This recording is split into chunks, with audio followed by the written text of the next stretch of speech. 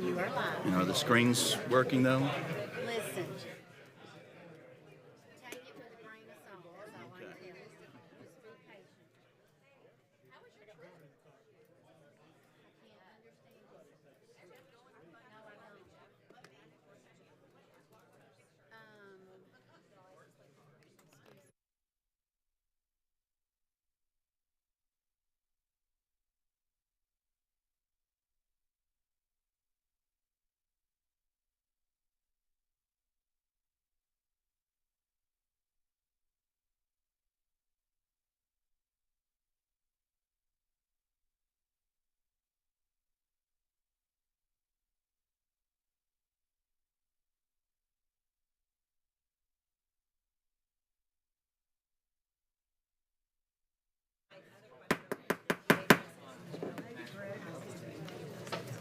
Good evening. I want to welcome everybody to the October 14th Williamson County Commissioner meeting. Just as a friendly reminder, please ask to silence all your cell phones and keep comments and conversations to an absolute minimum. The first item on our agenda is always the invocation and pledge, and tonight it will be delivered by District 9. The invocation will be given by Commissioner Matt Williams. The pledge will be given by Commissioner Chaz Morton. Please rise. Please pray with me. Lord, we thank you for the blessings that you have blessed with our community.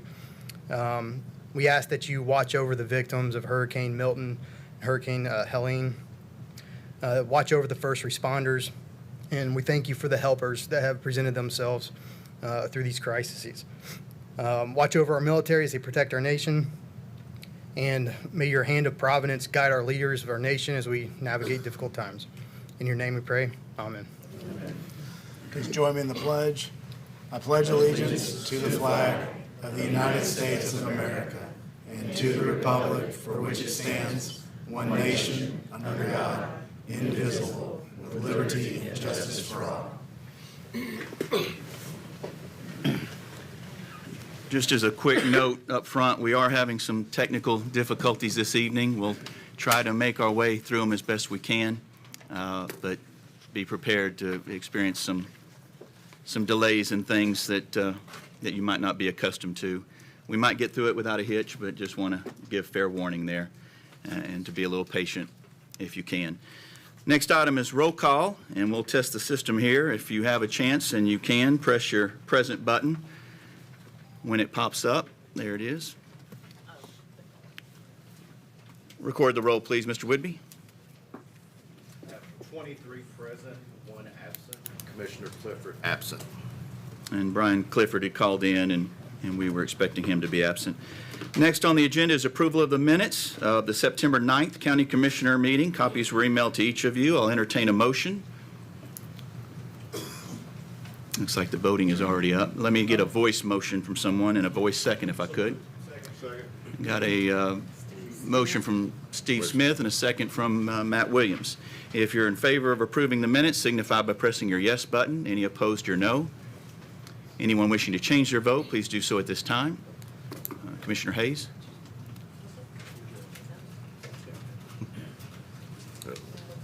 The first glitch. Is it not working? Can she voice vote it? Yes. Yes, for sure. Go ahead and voice vote if you could. Yes. All right. And for the rest, please record the vote, Mr. Whidbey. 23 yes, 0 no. And the motion passes. Next, we have citizen communications. Our rules allow up to 3 minutes per speaker for a total of 30 minutes. We do have less than 10 people who have signed up, so each person will get 3 minutes to speak. When I call your name, if you would, come to the podium and announce your name and the town in which you live. You don't have to give your address, but the town in which you live in. And we'll start with the first one on my list, which is Margie Tyree.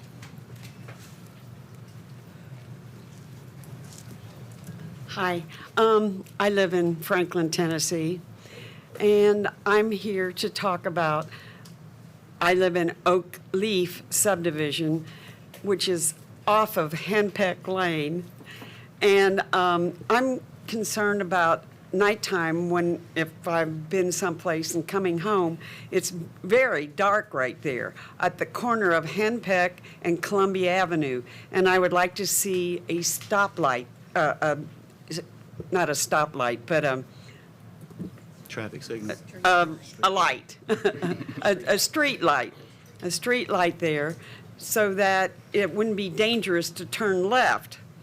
Because if you kind of miss it a little bit, you'd go in a ditch, and you don't want to do that. So I don't know exactly what you have to do, but I'm sure y'all know what I have to do to get that. So it would be nice to have a stoplight there, one of the kind that keeps green all the time, and then it clicks into red when a car's coming down Henpeck, going to turn left or right onto Columbia Avenue.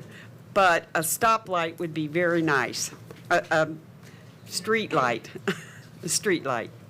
And that's it. All right. Okay, thank you. Thank you, Mrs. Tyree. Next, I have Ellie, is that Hard or Thard? Hard? Hi, Allie Hard from Brentwood. Go Doors. I am here to speak on behalf of Edmondson Elementary School and a capital gains request that Principal Trent Sattersfield has submitted with support from our district representatives Jay Galbraith and Melissa Wyatt. We are geographically situated on a hill, the crest of which comes just before our school zone begins, so drivers often come speeding up and over the hill before they register the school or see pedestrians. When built, Edmondson Pike was all gravel with no surrounding neighborhoods. Now there are nearly 1,000 Williamson County homes within close walking or biking distance of the school. I did the maps and the math. We have requested sidewalks and a crosswalk from the city of Brentwood, which has received positive interest and tentative commitment from the city of and from the Director of Public Works, Todd Hoppenstedt, and City Manager Kirk Bednar, only insofar as the county will provide safe passage from Edmondson Elementary up to Edmondson Pike up to the front of the school. Williamson County Maintenance Director Adam Christopher is equally supportive. However, due to our terrain, it will be a large project to fund. This project has been previously considered but denied funding by the county. For the past year and a half, Edmondson has not had a crossing guard due to a lack of applicants. We continue to work with the Sheriff's Office and Brentwood PD on that front. We also have been strapped for bus drivers. In this unfortunate combination, it is imperative and also desirable for the mental and physical health of our students that the families be able to walk or bike our kids to and from school safely. I stand before you months in advance to implore you to put this project at the top of Williamson County's priority lists for next year. We have huge interest from the parents and support from our administration, city, and county representatives for this project.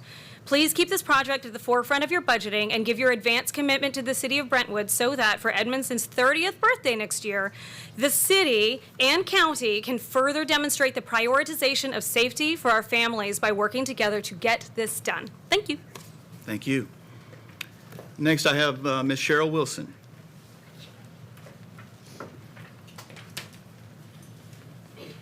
Thank you so much. My name is Cheryl Wilson. I used to be a county commissioner for approximately 11 or 12 years. And I'm here in front of you to ask some help on something. We live at 5175 Mercer Road. I know I don't need to have to say that, but it will come up later. I served in the county commission, and the reason I'm speaking tonight is about a resolution that you have on your agenda for rezoning of a property bordering our property on Murfreesboro Road, which we are 575 Murfreesboro Road. The property is 5157, I believe, Murfreesboro Road.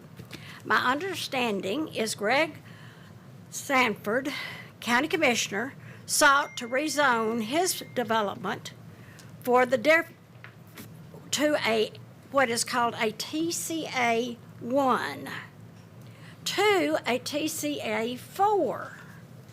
The difference is TCA 1 has been approved, I understand, through planning for a per acre, one home per acre. No. Correction. Correction.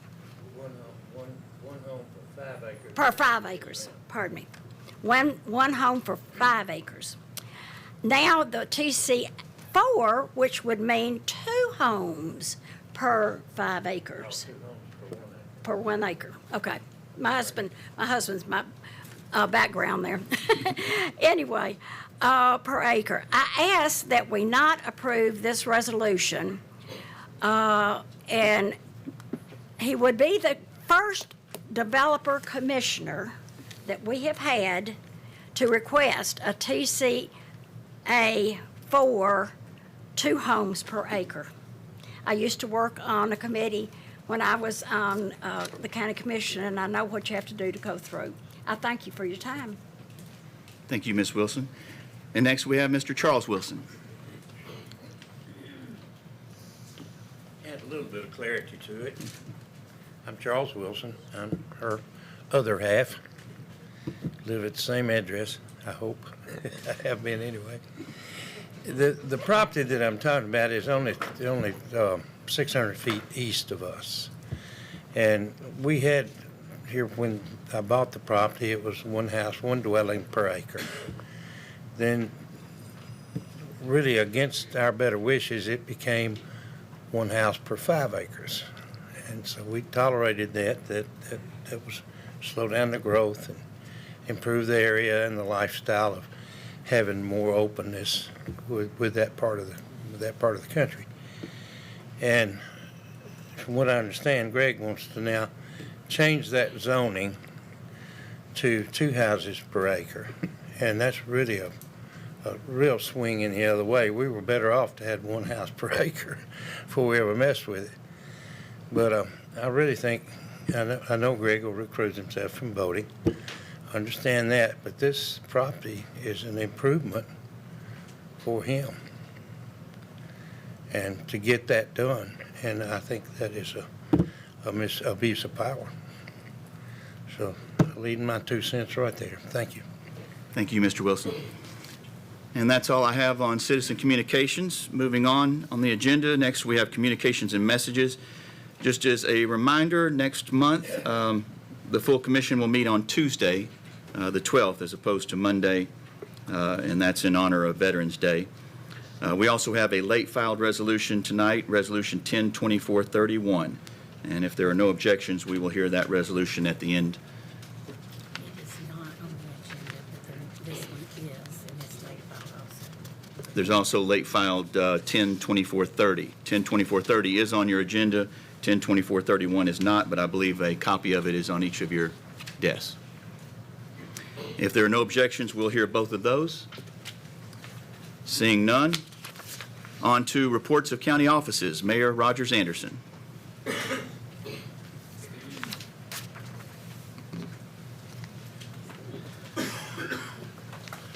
Good evening, Mr. Chairman and County Commissioners. First of all, we'll have Phoebe give us a snapshot of the county's financial shape that we're in for this month.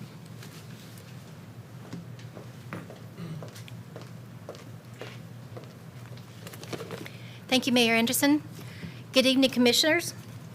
We have received an acknowledgement letter from the Comptroller's Office stating approval of the county's fiscal year 2025 budget, which is included in each of your packets this evening. If we could please enter into the minutes the record stating that each commissioner has received a copy of the letter for your review. If you have any questions upon that, after reviewing that letter, please feel free to reach out to me, or there is a contact there in the Comptroller's Office on the bottom of that letter. You may do directly to them as well. Our privilege tax collections for the month of August was a little over $1.2 million.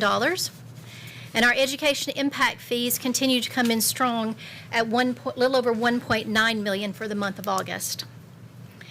You will see in your reports this evening our ending undesignated fund balance report for the month of August. For the general fund, our undesignated fund balance was $90.9 million. So again, we are maintaining a very strong fund balance for the year. I bring this number to your attention as it will be voted, as later in this evening, you will be voting on a tax anticipation note. The tax anticipation note can be handled in 2 ways. It can be done through an internal or an external loan. My recommendation this evening is to issue the internal loan from the general fund. If we find that we do proceed that we are in need, that is why I'm kind of bringing that to your attention. You can see we do have strong, sufficient funds maintained in the general fund. 90 million for undesignated fund balance and a little over 91 million for cash. So if there's any other questions, I'd be happy to take those at this time. Any questions for Ms. Riley?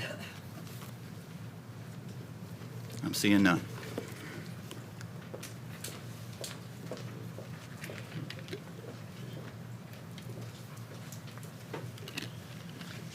Mr. Chairman, I have three other items. The first item was correspondence that went out last week, October the 8th, for this body to consider two resolutions that were deferred to November. The first resolution was 524-4. The next resolution, 524-3 and 524-4 were two resolutions that you did the intent of funding for in May of this year.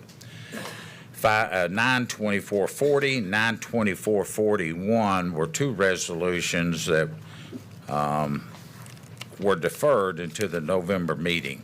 I'm asking that you reconsider those tonight.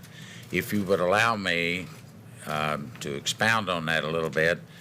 First of all, I'd like to call upon Phoebe, I guess she is set back down, Phoebe, to talk about some of the reasons, but to Jeff, while she's coming up, if Jeff Mosley would talk about the mechanics and how that would work if we do it, and it would probably fit best up under the agenda packet that you've got tonight as unfinished business, because we really don't have a tab for old business. It'd fall up under unfinished. So if you would allow me, Mr. Chairman, to let Jeff touch on the legal aspects and what has to occur, and then the reasons for that, Phoebe. Absolutely.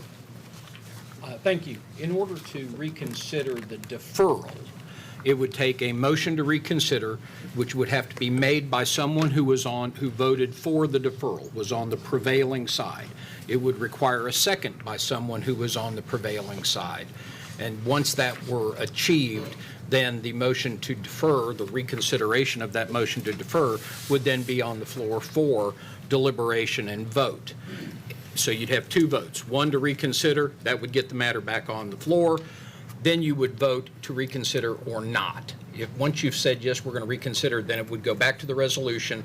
They would be on the floor, and you would vote then on passage or voting down the resolution individually. So it's a two-step process. First votes to reconsider. If that passes, then you vote on the resolution. If it does not pass, the deferral to November stands. Mr. Chairman, can I have Absolutely. Phoebe?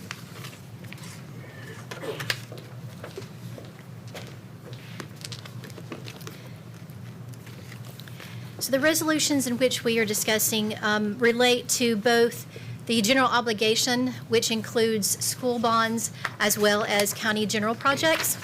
We are also asking the reconsideration of the county district school bond. So the intent of funds for each of these bonds were approved May. So we had two intent of funds in the month of May for the schools, in which the projects were presented to you and were approved for us to move forward. In July, another resolution was presented for the schools in county districts so that they may also, for county district, as well as general obligation, Resolution 724-7 was also included on this resolution. And the intent to fund 724-6 for county government projects. As we have found in looking at our cash flow and talking over the transactions that have happened in September, the two intent to funds that were presented in May and approved have been moved forward.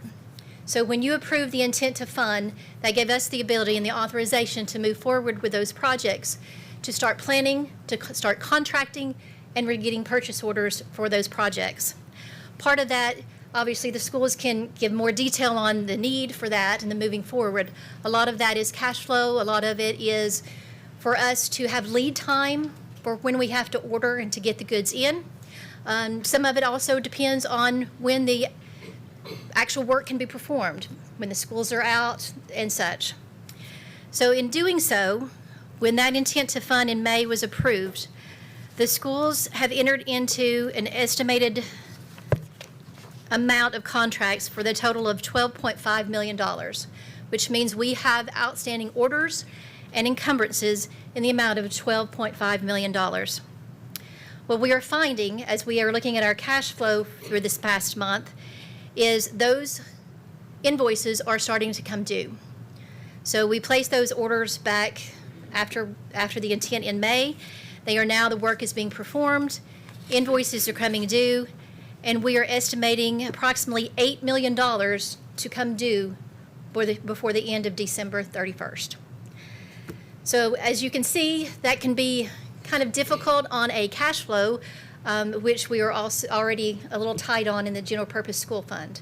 So that's why we are asking if you to reconsider those resolutions so that we may move forward with the timing. When we issue bonds, those cannot be done actually in the next day.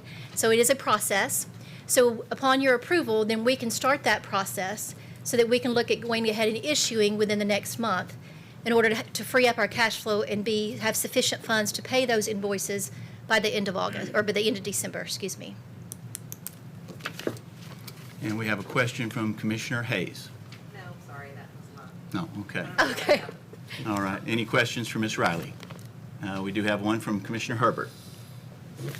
Phoebe, I have a question. Do we get, I know we need to fund this for the schools, but do we get a little bit better deal on the interest rates if we borrow all the money at the same time versus doing some now and some a month later? Is it a little bit better interest rate? Yes, ma'am. Normally we do. Obviously, I can't predict what the outcome would be, but normally, yes. We have found that if we do these intent to funds, over the last few years, we have done the intent to funds May, June, July, and then we combine those into one bond issue.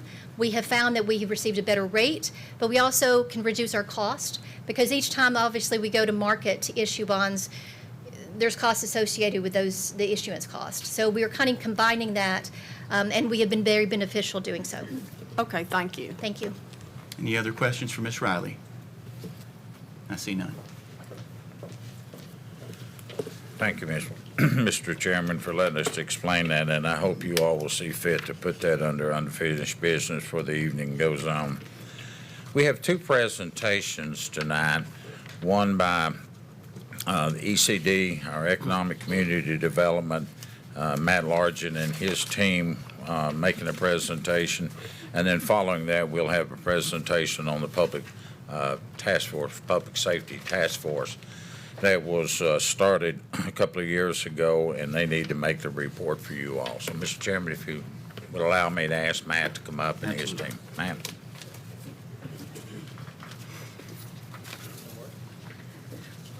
So when we get to it, I'll ask for a motion in a second to read. Okay. Oh, that's great. It'll need to come from somebody. Voted yes. Okay, we'll do that separately.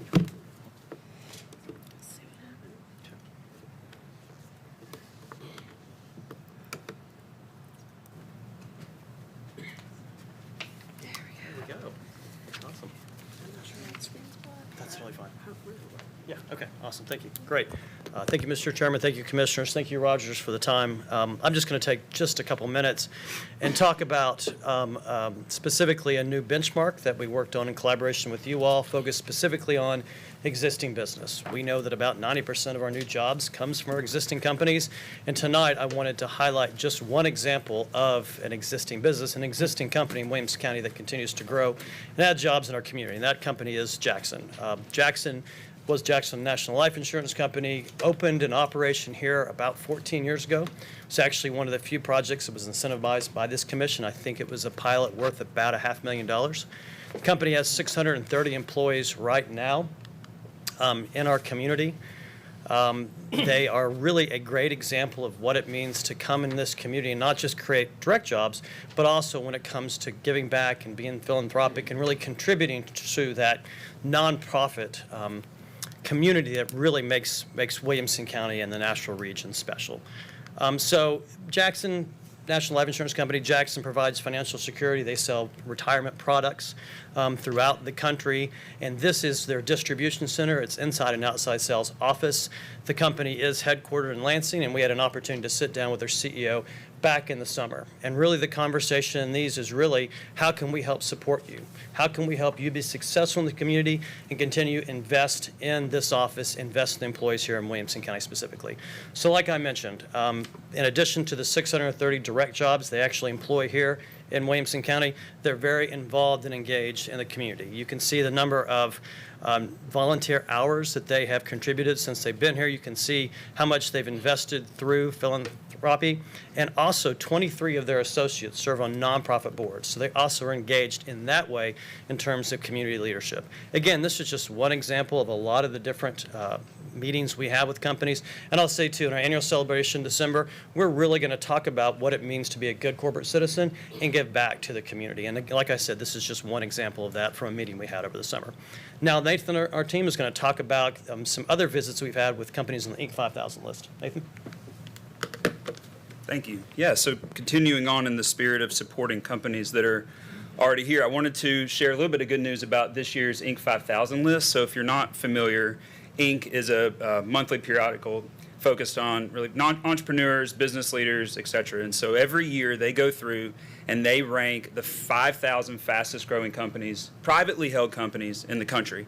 They base that number on revenue growth over a 3-year period of time. So for 2024, it'd be 2020 to 2023. And we are tremendously proud, as should you be, that of Tennessee's Inc. 5000 companies, 27% of those are in Williamson County.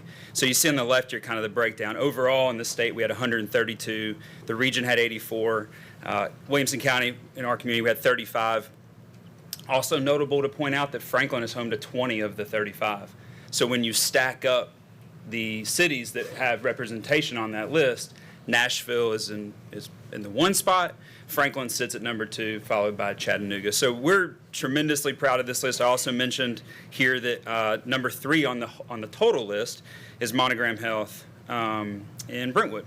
So our team is going through the process now of reaching out to these companies and sitting with them and ultimately saying, 1, congratulations, 2, thank you for doing business here, and 3, what can we do to be helpful and to support you? So I just think that this is just another testament to the economic vitality of this community that we're all working toward. And so wanted to share that bit of good news with you. Thank you. Any questions for Mr. Largen or Williamson Inc.? I'm seeing none. Thank you. Appreciate it.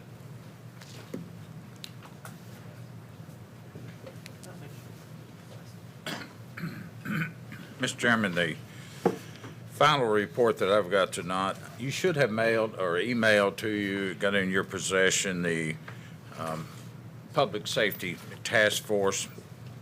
Tonight we'll be having the presentations by Vonna Wilson, who was our facilitator during that time, Connor, who has recently come on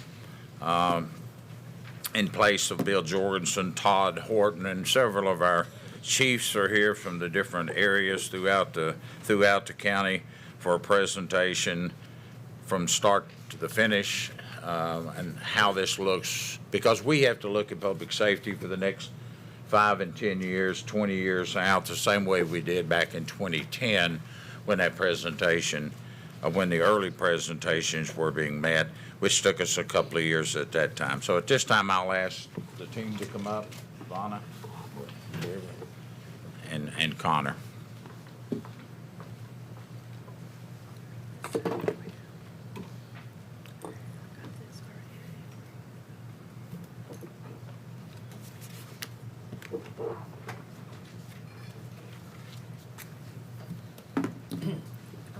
Thank you. Good evening. It's good to see you all. Several of you are friends that I have known for a long time. Some of you are new to me. but I'm grateful to be able to be here. I'm using a script so that I kind of stay on task. So this is a fairly large report. I know that it would be impossible to take the entire thing in one night, but what I'd like to do, just as facilitator, share the overview of the report with you. And as Mayor Anderson said, our chiefs are here if there are questions. And I think there probably will be questions as you go into the years ahead for planning. As Mayor Anderson said, this task force was convened by him. It is the second task force. The last one was in 2010. And what we were asked to do is to look at the year 2040, to look out, and to bring this group of people together and ask them to think about, talk about, dream about, look at best practices, and how we're going to provide fire and EMS services for this community in the next many years. This is a report that will serve as a reference for planners as they look at what's happening in our community, what changes are. It'll be a reference for them. It's a snapshot of where we are right now and where the group would recommend that we prioritize as we move into the future. One of the things that the past 14 years have shown us is that collaboration and bringing people together to work on this does really impact the whole picture, and so that's what they're working on, the county as a whole. Our approach was specifically to build relationships, learn the system, so learning from each other and guests that we brought in, looking at best practices, contribute to the master plan, and then participate in ongoing leadership and collaboration. So as we worked through each topic, they would hear things, they would either learn from each other or a guest that would come, and then they would have table discussions and give feedback on that. I just want to specifically note that over 35 leaders in our community were invited to this table by Mayor Anderson. That included EMS professionals, fire professionals, Dr. Andy Russell from Williamson Medical Center, Commissioner Greg Sanford sat with us and participated, Chuck Barber from Middle Tennessee Electric, a wide range of people. And they gave their time and energy to it. If you will, they were a think tank for us as we looked at different aspects of public safety. Each person had the opportunity to attend, participate, give feedback, and bring forth models or effective best practices that they thought that we should consider in the time that we had. They also gave anonymous feedback at the end of the report or at the end of our work, and I will share that a little bit about that at the end for you. If you could imagine, this was a slide from one of our very first meetings. We asked the participants, tell us how you hope that in reflection people will think about your work. What word would they use to describe your work? And as you can see, the word prepared is the one that came forward. So if our word is prepared, what I would say to you tonight is prepared for Williamson County equals infrastructure. Because without infrastructure, we will not be prepared. While the whole community is our focus and was our focus throughout, what we know is that the vulnerability of the person that has to pick up the phone and call 911 is what really matters to every citizen. They want the very best services for their family, and especially in the time of need, that want is really strong. And while it's impossible that every inch of Williamson County would have the very best response time all of the time, it is absolutely possible for us through collaboration and hard work, hard planning together to reach the highest levels of care and response possible. The 2010 Public Safety Task Force began its report and it named the word interoperability. And in that task force report, what you have received in preparation for tonight, gives you all of the recommendations that were given for that. 95% of those recommendations have been implemented. because of the work that was done in 2010. The work in 2010, as you might remember, was interrupted and marked by the flood of 2010, and it really heightened the work of every person in that room when we came to that. You will see that we have a vision and a mission for the work, and one of the things that I would just highlight from this is that not only do your leaders endeavor to provide the highest level of service over time, they also endeavor to be an example for our nation and to use the resources that we've been given to create a prepared and professional response. Our mission as a task force has been centered on a common desire to protect and enhance the quality of life for all residents and visitors of our community with innovative and response strategies, cutting-edge technology, and working together. And I can't overemphasize the working together, the collaboration. That's what we've learned that works. One of the things that is unique to this task force is Mrs. Laura Graham. Laura and her family, her husband Eric, and her 3 children are shown here. They are one of the ways that we kept right in front of us. What is the purpose of this task force, and what are we doing this work for? Why are we spending this time? Why are we in the room? Laura's family had to call 911 in the summer of 2022 when her 5-year-old son was electrocuted in a freak accident in their home swimming pool.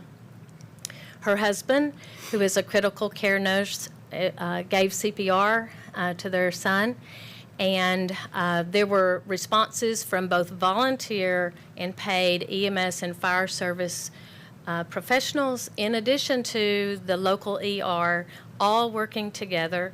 And thankfully, I'm so grateful to be able to say that Radner is alive and well. He is continuing to improve from the things that he had to go through, but it's a long, long journey of that family. So if you can imagine how Laura Graham felt about our services when she began to dig in and say, hey, what are the services that we provide? How are we staffed? What are the resources? What can I count on? Because I had no idea. And this is the reality for most people when they call 911. Until you need those services, you don't think about all that goes into providing them. Laura was passionate about the level of services that we have in this county, but she was something else. She was also willing to get in the room and sit with us, meeting after meeting after meeting, and get involved in the complexity and to understand what it is to provide fire and EMS services. It's easy to talk about. It's easy to want. But when you really look at what does it take for us to provide the level of service that we want, it takes a lot of work and a lot of collaboration. Laura was there at almost every meeting. She is sick tonight and could not be here, but she would have been here. And we just want to appreciate the work that she did and the willingness to learn. And it changed her opinion from the beginning, but it was her being willing to look at the complexity. So what does fire and EMS service look like in 2040? I wish we knew completely. But this is where we started, y'all. We looked at, for serving 500,000 people, what are all of the things that we would need to look at? The people in the room are the ones that made this list. So this just gives you a little bit of an idea of all the different things that were talked about and considered as we looked forward. The recommendations of this task force, I'm just going to highlight them. They are in your report. They're extra details. I'm going to speak to a few of those that I think will be of particular interest to you. We covered the categories of governance and organization, EMS and fire response performance, specifically staffing, infrastructure, and our emergency communication 911 service. So for governance, and I'm just going to do one slide for each of these. Collaboration covered by the Director of Public Safety Office. I think most of you have had the opportunity to meet Mr. Connor Scott, who's with us tonight. He is the convener and the person that kind of brings together all of this. The task force is recommending that we transition the volunteer fire service to one nonprofit. There are more details about that in the report, why that would be good for us. The collaborative agreement that we currently have with Williamson Health in Williamson County certainly has proved to be fruitful for the community, and would recommend that to continue. Utilizing all available mutual aid and automatic aid agreements. There are some more details about this in the report, of course, but one of the things that we've learned just in discussing is that we have to work together. We've got to work together as a whole in this community, and then we've got to work together with neighboring agencies and people that can help us when we have to respond. Study updates to state law to remove funding limitations. You're going to hear that funding limitations, because of the way the laws are structured, are an issue for us and what we can and cannot do. We might want to do some things, but that doesn't mean that we can, given the current context. And community engagement and involvement. I'm glad that we came after the economic development report, because that corporate citizenship, that cooperation and collaboration is something that we need to intentionally ask people for, no matter who they are. We need everyone working together. For EMS response performance, the EMS section of the report is very detailed. I'm not going to go over all of that, but what I want you to hear is that there is a standard. And the standard is what we put out there, and then every time planning is done, stations are added, ambulances are purchased, staffing is added, whatever it is, you're looking for that response time. That's what everybody's working for. So when you're being asked to do different things as a county commission, it's going to be to meet these standards. Typically, you don't meet standards overnight. You work towards them, and you keep moving forward toward it. So this just lets you know, 9-minute response time, 90% of the time countywide. That's a great standard, and if you're the one calling 911, you probably want it to be even better. Right? That's just the reality of where we are. But what we want you to know is that the team has used standards in making their recommendations. I also just want to mention, because it will be of interest to you, the EMS section allows you to look at the impact that the 2010 recommendations, the implementation of those, how that has impacted our services, and real detailed things that you might want to consider at different times about what we have exactly and what the stations are that are projected for being added. For fire response performance, very similar. There are NFPA standards, and the fire service operates in those, wants to operate in those, so all planning efforts go towards meeting those standards. We are, in this report, you will see that it has innovative volunteer staffing strategies that allow best practice performance and provides the standards of care. Working with a volunteer service is a common thing. It is also challenging, but there are things specific that we can do that will help us as we move forward into the future. Volunteer recruitment and retention is a huge challenge, and it does draw upon the strengths of our community, but it's something that we're going to have to intentionally work towards. Having both paid and volunteer fire service is going to always be a challenge for us, so we're going to have to really work on it. And optimize response to all calls that stewards resources. Well, what does that mean exactly? When our fire service responds to a call, a medical call, or whatever type of call it is, the level of resources that we roll out makes those resources unavailable to the next call. So when we say optimize response to all calls that stewards resources, it's to get very intentional about not rolling out everything that you have for a medical call that may not need everything that you have, because as soon as you do that, those resources are no longer available. Now that takes a lot of planning. It's very possible, but it's intentional and it takes planning. And we worked on some of these things, but it's going to take more than just the work of this task force as the leaders look forward on that. There are 3 slides related to staffing, and they're in here just because staffing is huge. We'll go into that as we get to infrastructure, but I'll just highlight some of these. Medical fast cars for responding to things that only need 2 persons. Mental health first aid responders. A lot of 911 calls are mental health calls. They don't need all of the resources, but they need people to arrive there that are prepared and are able to deal with that. Expanding the administrative fire captain program to maintain 1 per station, and investigate and propose the addition of EMS fire educators at local high schools. Working with our local high schools is going to be really important, both to grow our own, so to speak, and to increase the public's awareness of our fire and EMS services. This continues to go into a robust training and apprentice program. We have an incredible training program.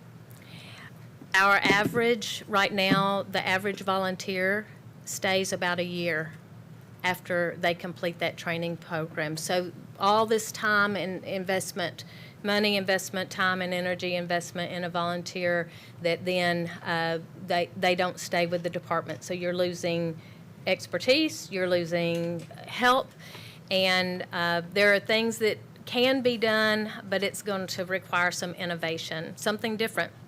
So an emergency services fellows program, enhancing and encouraging the volunteer live-in program, and improving retention through a longevity stipend.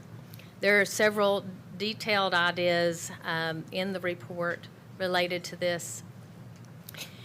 We're all familiar with Leadership Franklin and Leadership Middle Tennessee. We have our Citizens Academies, and we did wonder about Emergency Services Williamson County, modeled after some of our Citizens Academies, and if that would be a way that we could begin to increase public awareness and teach and model for people what it is that we are going to need to provide services. So now we get to infrastructure, and the report overall really focuses on the fact that in order for us to be prepared, we have to start really working more on infrastructure. It's critical. We can hire a ton of firefighters tomorrow. If there's no infrastructure, it doesn't do any good. So we'll unpack this a little bit, but we looked at facilities, stations, equipment, water, and access via roads. What is infrastructure exactly? Well, it's a fire engine. It's a fire station where someone could go in and stay overnight and live. It's where staff could be. It's men and women that are able to respond. It is enough water to take care of things. So we currently have 1 fire station where we could hire staff of 4 people. 1. We have a lot to do. The cost of the Goose Creek Fire Station was $6 million when it was built. That same station today is $15 million expense. We need facilities, and that means acquiring land or partnerships. We need to fund the existing stations that are planned. There are several planned, and the timing of all of that, as you know, because of funding, is a huge issue. There are several maps in your report. This one shows a 5-mile coverage today, And the next one shows you the proposed stations that are proposed to be built and asked to be funded. And these are things that have probably already been on your radar. I know that tonight's not the time to go through all of that, but we want you to know what you have in your material. Let's talk about equipment a little bit. Equipment is a fire engine, ambulance, tanker, rescue, ladder. Let me give you a little bit of context. A fire engine right now would take 36 to 40 months to get and cost about $1.2 million. There are currently 12 ambulances on order. 6 of those were ordered in 2022. 6 more were ordered in 2023. We will see the first group arrive in 2025. The cost of that was $3.4 million. A tanker cost $650,000 in 36 months to get, and a ladder truck is $2.5 million in 48 months to get. So I hope that this is painting a little bit of a picture for you of why infrastructure and intentionally working on this is going to be so important to what we do. The other thing about infrastructure that we just want to highlight is water. We have water challenges, as you all probably are very well aware. I'm going to just put this in layperson's terms.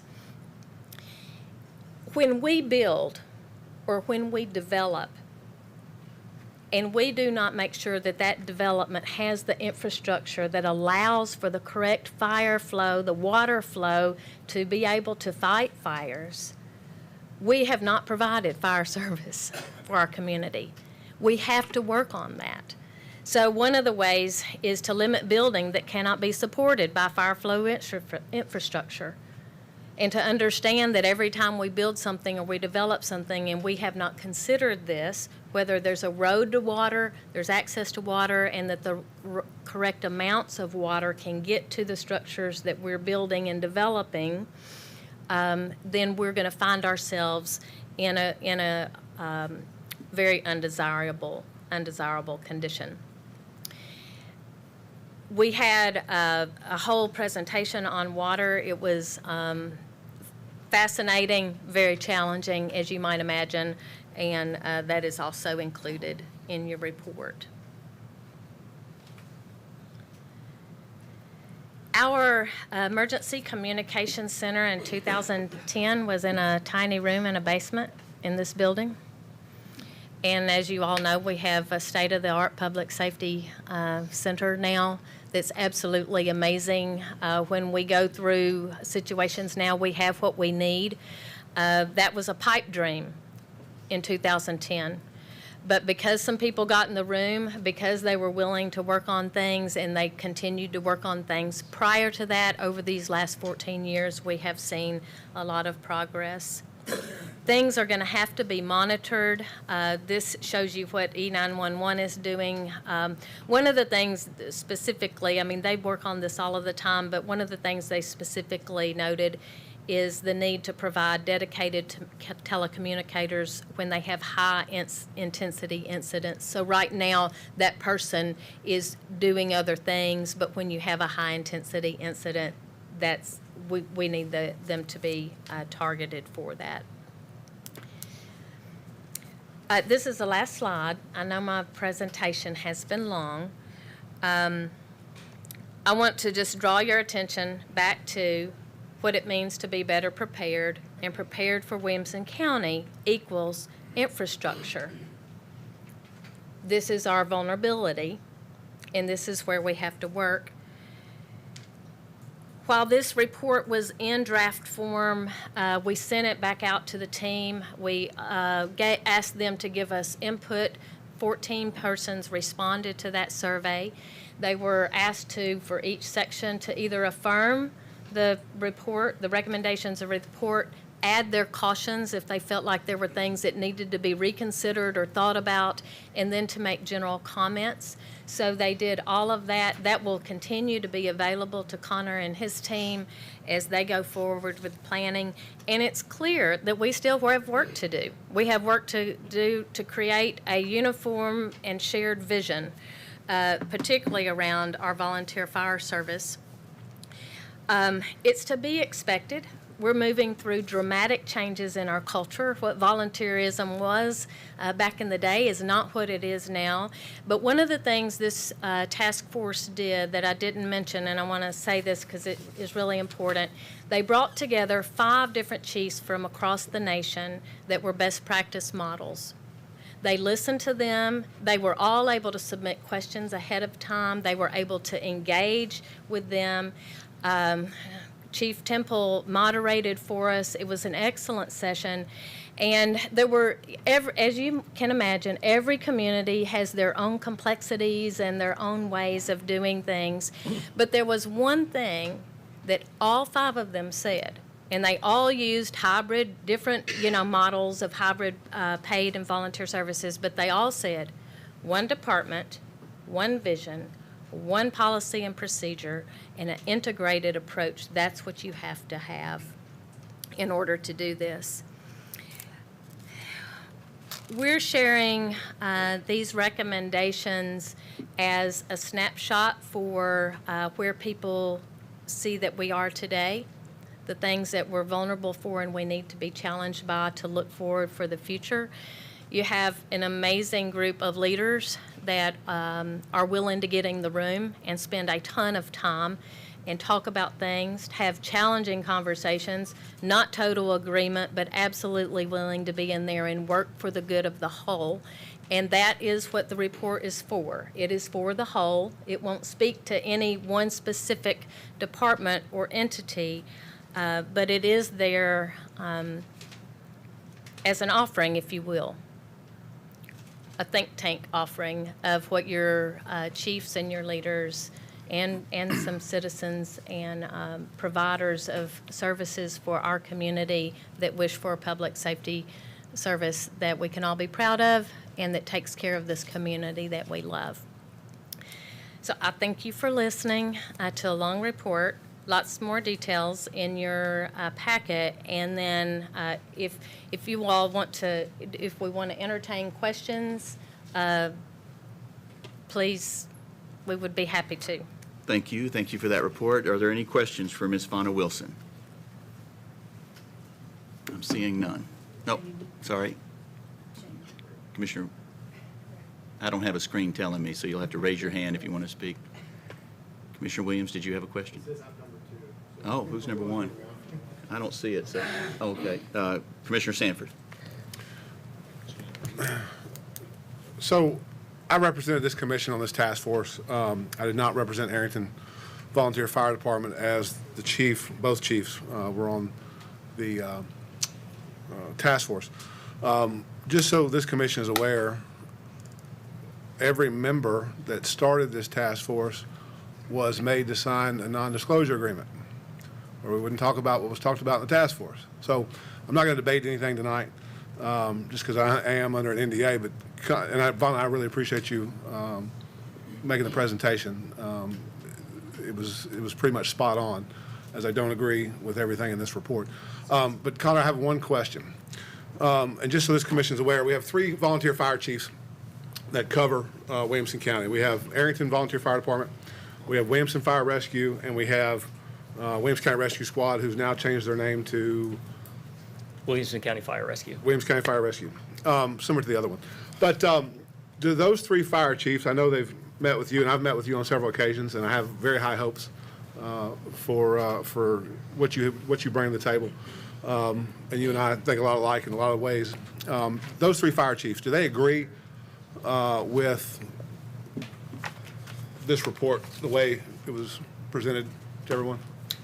Thank you for the question, sir. And as you know, I'm new to the position and wasn't here for the task force process. And yes, I have spoken to the chiefs, and they did voice to me some disappointment and frustration in that some of their recommendations didn't make it into the final report. I think most notably, they had some pretty strong recommendations on transitioning to a career fire service, a countywide paid fire department, and some specific recommendations on what that would look like in terms of staffing models.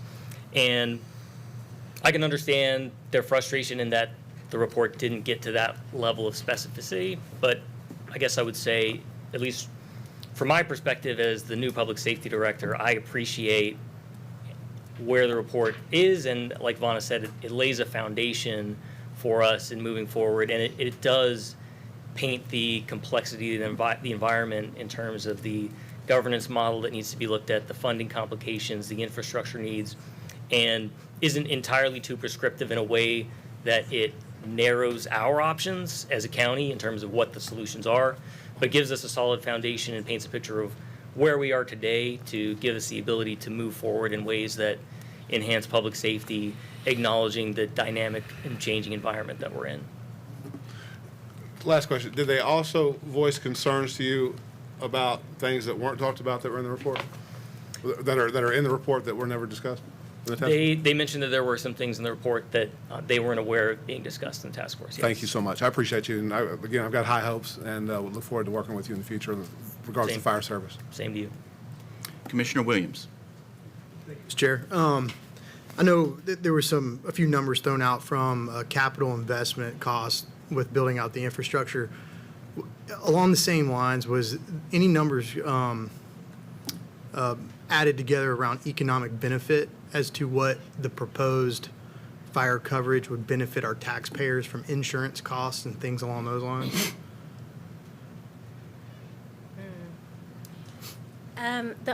The one thing, and you all might have more to add, the one thing that I can share that's in the report is ISO ratings.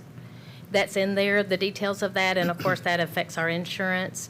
The whole funding model needs a lot of work, and we could not go into the depth that we needed to. It was too overwhelming for this large of a group of people.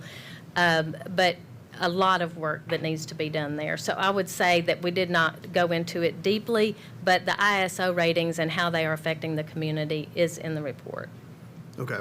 I just know that'll probably be an important number for us to see when we're starting to look at making investments into bringing some of the plan to fruition. Second of all, on your map under the current 5-mile coverage, we have a big chunk of white in the 9th district that's just on the outside of Franklin. And I've talked to a constituent a couple years ago. He owns his home. He was renewing his home insurance.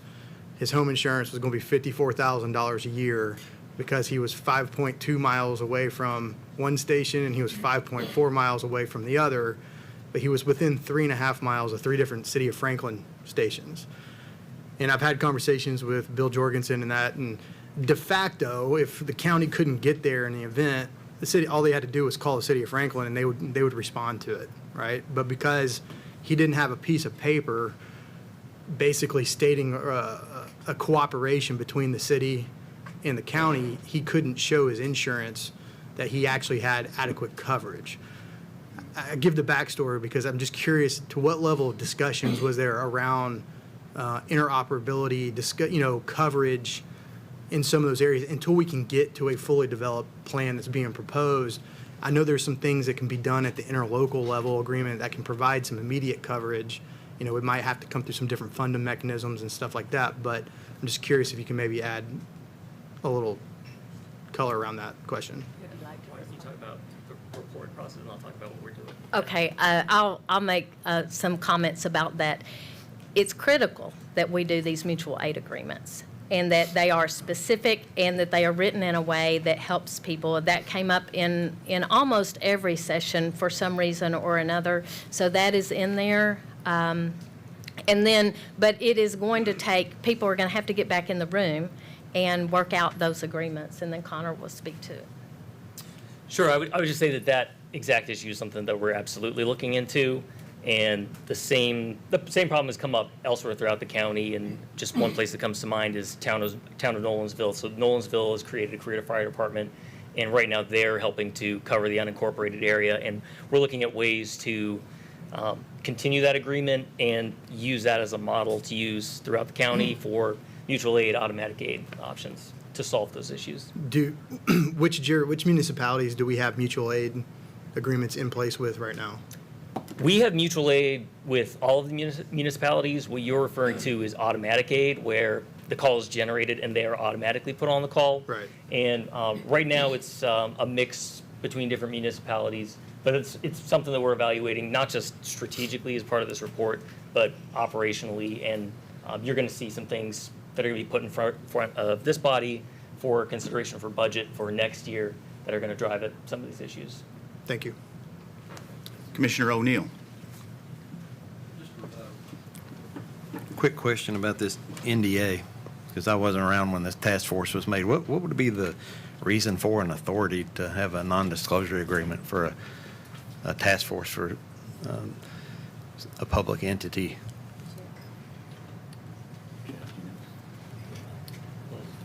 I'm sorry, ask that again. What would be the reason for and/or authority for a non-disclosure agreement for a task force for? Not sure. I wasn't involved in that. Does anybody know who drove that?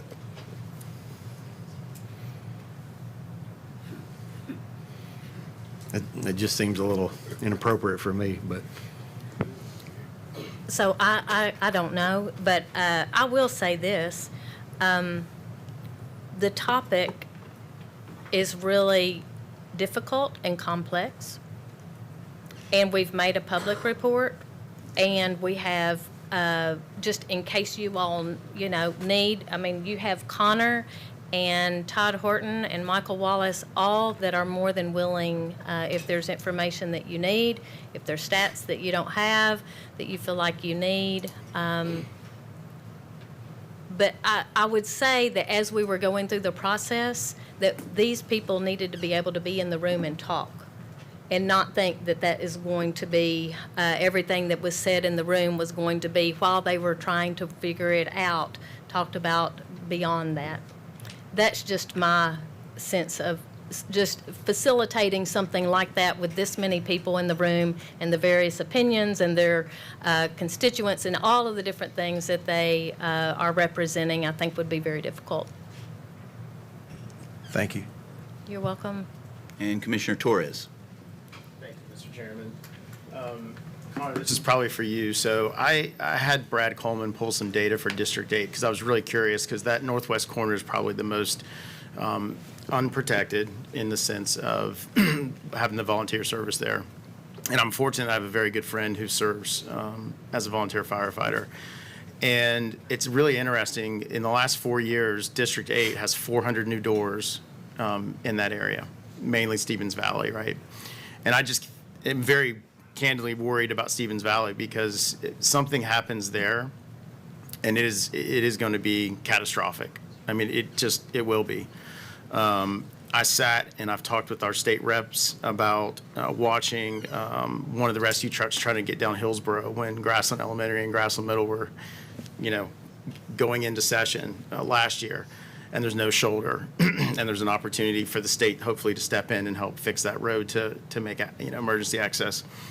My question for you is, I read the report and I appreciate everything and everybody on the task force that served. The one thing that's lacking that I don't see is timeline for next steps. And so I'd like to see some clarity and some timelines. It doesn't have to be definitive, but if we're going to be shooting, to provide a service, and it's a challenge because you mentioned the funding challenges that we have because of state law. We have commissioners that have fire service because they represent municipalities. But I do think that it would be good to have some timelines in places to kind of where we're going. That would be my ask for you. Absolutely, and still new in the position, but that is something that I'm actively working on. Is what do the next several years look like? We do have a 10-year capital plan that lays out the steps and the priorities in which we would want to build future stations. And Stevens Valley is definitely a priority. I'm sure we do have land that's been donated by the subdivision where we hope to build a station, and 22 is our busiest station right now, so it's definitely top of mind. But I hope to partner with all of you in figuring out, what are the priorities and how quickly do we want to move on these things, because I need to do it in step with you all. So I'm looking forward to the partnership. Thank you. Commissioner Hayes. Hi there. Thank you for the comprehensive report. Like Commissioner Torres, District 1 also has some very rural unincorporated areas that are far reach. We are grateful for the mutual agreements. I know Bethel and Murray County does, I think we have a mutual agreement with them to respond, but so that's appreciative. But what would be wonderful, and I don't know if this is something you thought of or maybe it's just too soon, to have some kind of public forum for people to give feedback. I think, number one, for us to be transparent to our constituents who are going to have to pay for this is extremely important, because they're going to go, why, what, where is this coming from? That would be very positive, because I think you'll get a lot of support from some of the people in my district, because I hear about it all the time. I've actually had two very wealthy neighbors. One is extremely well known, and I'm sure you can guess who that is, that have had fires in the last 2 years. And one of them, it took 9 fire trucks, and 2 came from Murray County to fight the fire and get it out, and it took a while. So I think it would go a long way for some of these rural districts for you guys to do this presentation. Now, granted, it may be too soon, but I don't know if you've thought about that. Maybe that goes along with the timeline that Commissioner Torres mentioned. But I think it would really go a long way in helping us get community support to fund this down the road. Bringing people along. Yeah, absolutely. Thank you. That's all I had to say. Any other questions? I see none. Thank you again for that report. Thank you. Mr. Chairman, I appreciate Vanna and the whole team working together, all of the members that were there. And I would ask that you accept this report into the minutes so that we can begin to do the things like the different commissioners have said. We now have a framework. It's not what everybody wants, but it's the same. It reminds me, for you that were around in 2010, of how we had to start. And so here we are 14 years later trying to take that next step. So I would take a recommendation, accept a recommendation to accept a report.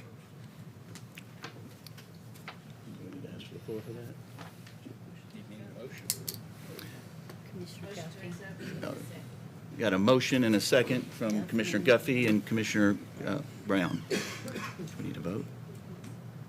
And that's a voice vote, or You can voice vote. all right, we'll do this by voice. All those in favor of accepting this recommendation signify by saying aye. Aye. Any opposed? Motion passes. Mr. Chairman, finally, I want to say I appreciate your time to listen to these different reports we have. In view of what happened out in Commissioner Lawrence's area, house fire, in view of what's happening in Upper East Tennessee, the Carolinas, and Florida, it is imperative that we look at some of these different ways that we're going to have to support our community. Whether it's, you heard Vonna's remark, we have one fire station that men and women can stay all night in. That's it. So those are very expensive options we're going to have to look at. You're going to have to make some serious decisions.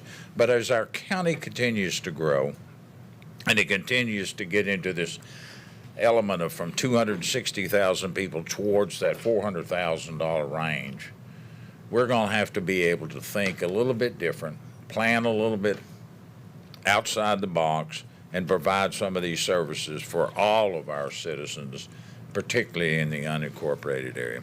And I'll entertain any questions you have. Any questions for Mayor Anderson? I see none.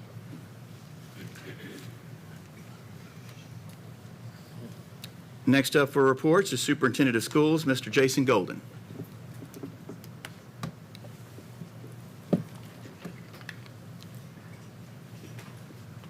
Thank you, Mr. Chair, and thank you, Commission. We are just starting second quarter for our students. We had a really good start to the year. The most recent example of success is we had another school named as a National Blue Ribbon School, 5 straight years of that. Encourage you all to look at our In Focus for some articles related to our student successes. I do want to give you a little bit of information related to tonight's agenda. We don't have any items from our school board on your agenda tonight. That's largely based on the stabilization of our student enrollment across the district. We come to you with a lot fewer needs to make a resolution change in the budget because of that predictability that we're experiencing. We're actually in the second year of that. There is one that has a potential to affect us, 10-24-10, which is the general purpose school fund tax anticipation note. It's something that we work with county government on annually, just in case the cash flow issues of us having to make regular payroll payments, regular utility payments, et cetera, exceed the point at which the property tax starts coming in. We have not had to use that since the 21-22 budget year. But you just never quite know based on that. Also, potentially based on those two items that the mayor mentioned, I want to give you a little bit of information to follow up on what Ms. Riley gave you. We had approval from you all back in May for a total of $37 million and change in some capital work, our annual capital, our safety capital, HVAC, et cetera. We have encumbered about $14.5 million of that $37 million that you all gave us the intent to fund approval on. And we anticipate that if the work schedules of those contractors do well over these next 2 months, maybe close to half of that will come due by the end of December in the next 2 months. So that's about $6 million to $8 million or so. We do have some capital cash on hand that we've used to pay those bills that are due right now. But so I wanted to give you a little bit of that extra detail related to the mayor's request on how you all make funding decisions for those items that you approved. Certainly open any questions that you may have. And I have a question from Commissioner Herbert. Superintendent Golden, I was reading a letter to the editor in the Williamson Herald concerning some maintenance issues at Fairview, and I was thinking it was plumbing. Is any of this money in this capital supposed to go toward that? Have you began working on any of that? Yes, we are. I believe you must be referencing Fairview Elementary School. We do have in some of our capital work some plumbing improvements at Fairview Elementary.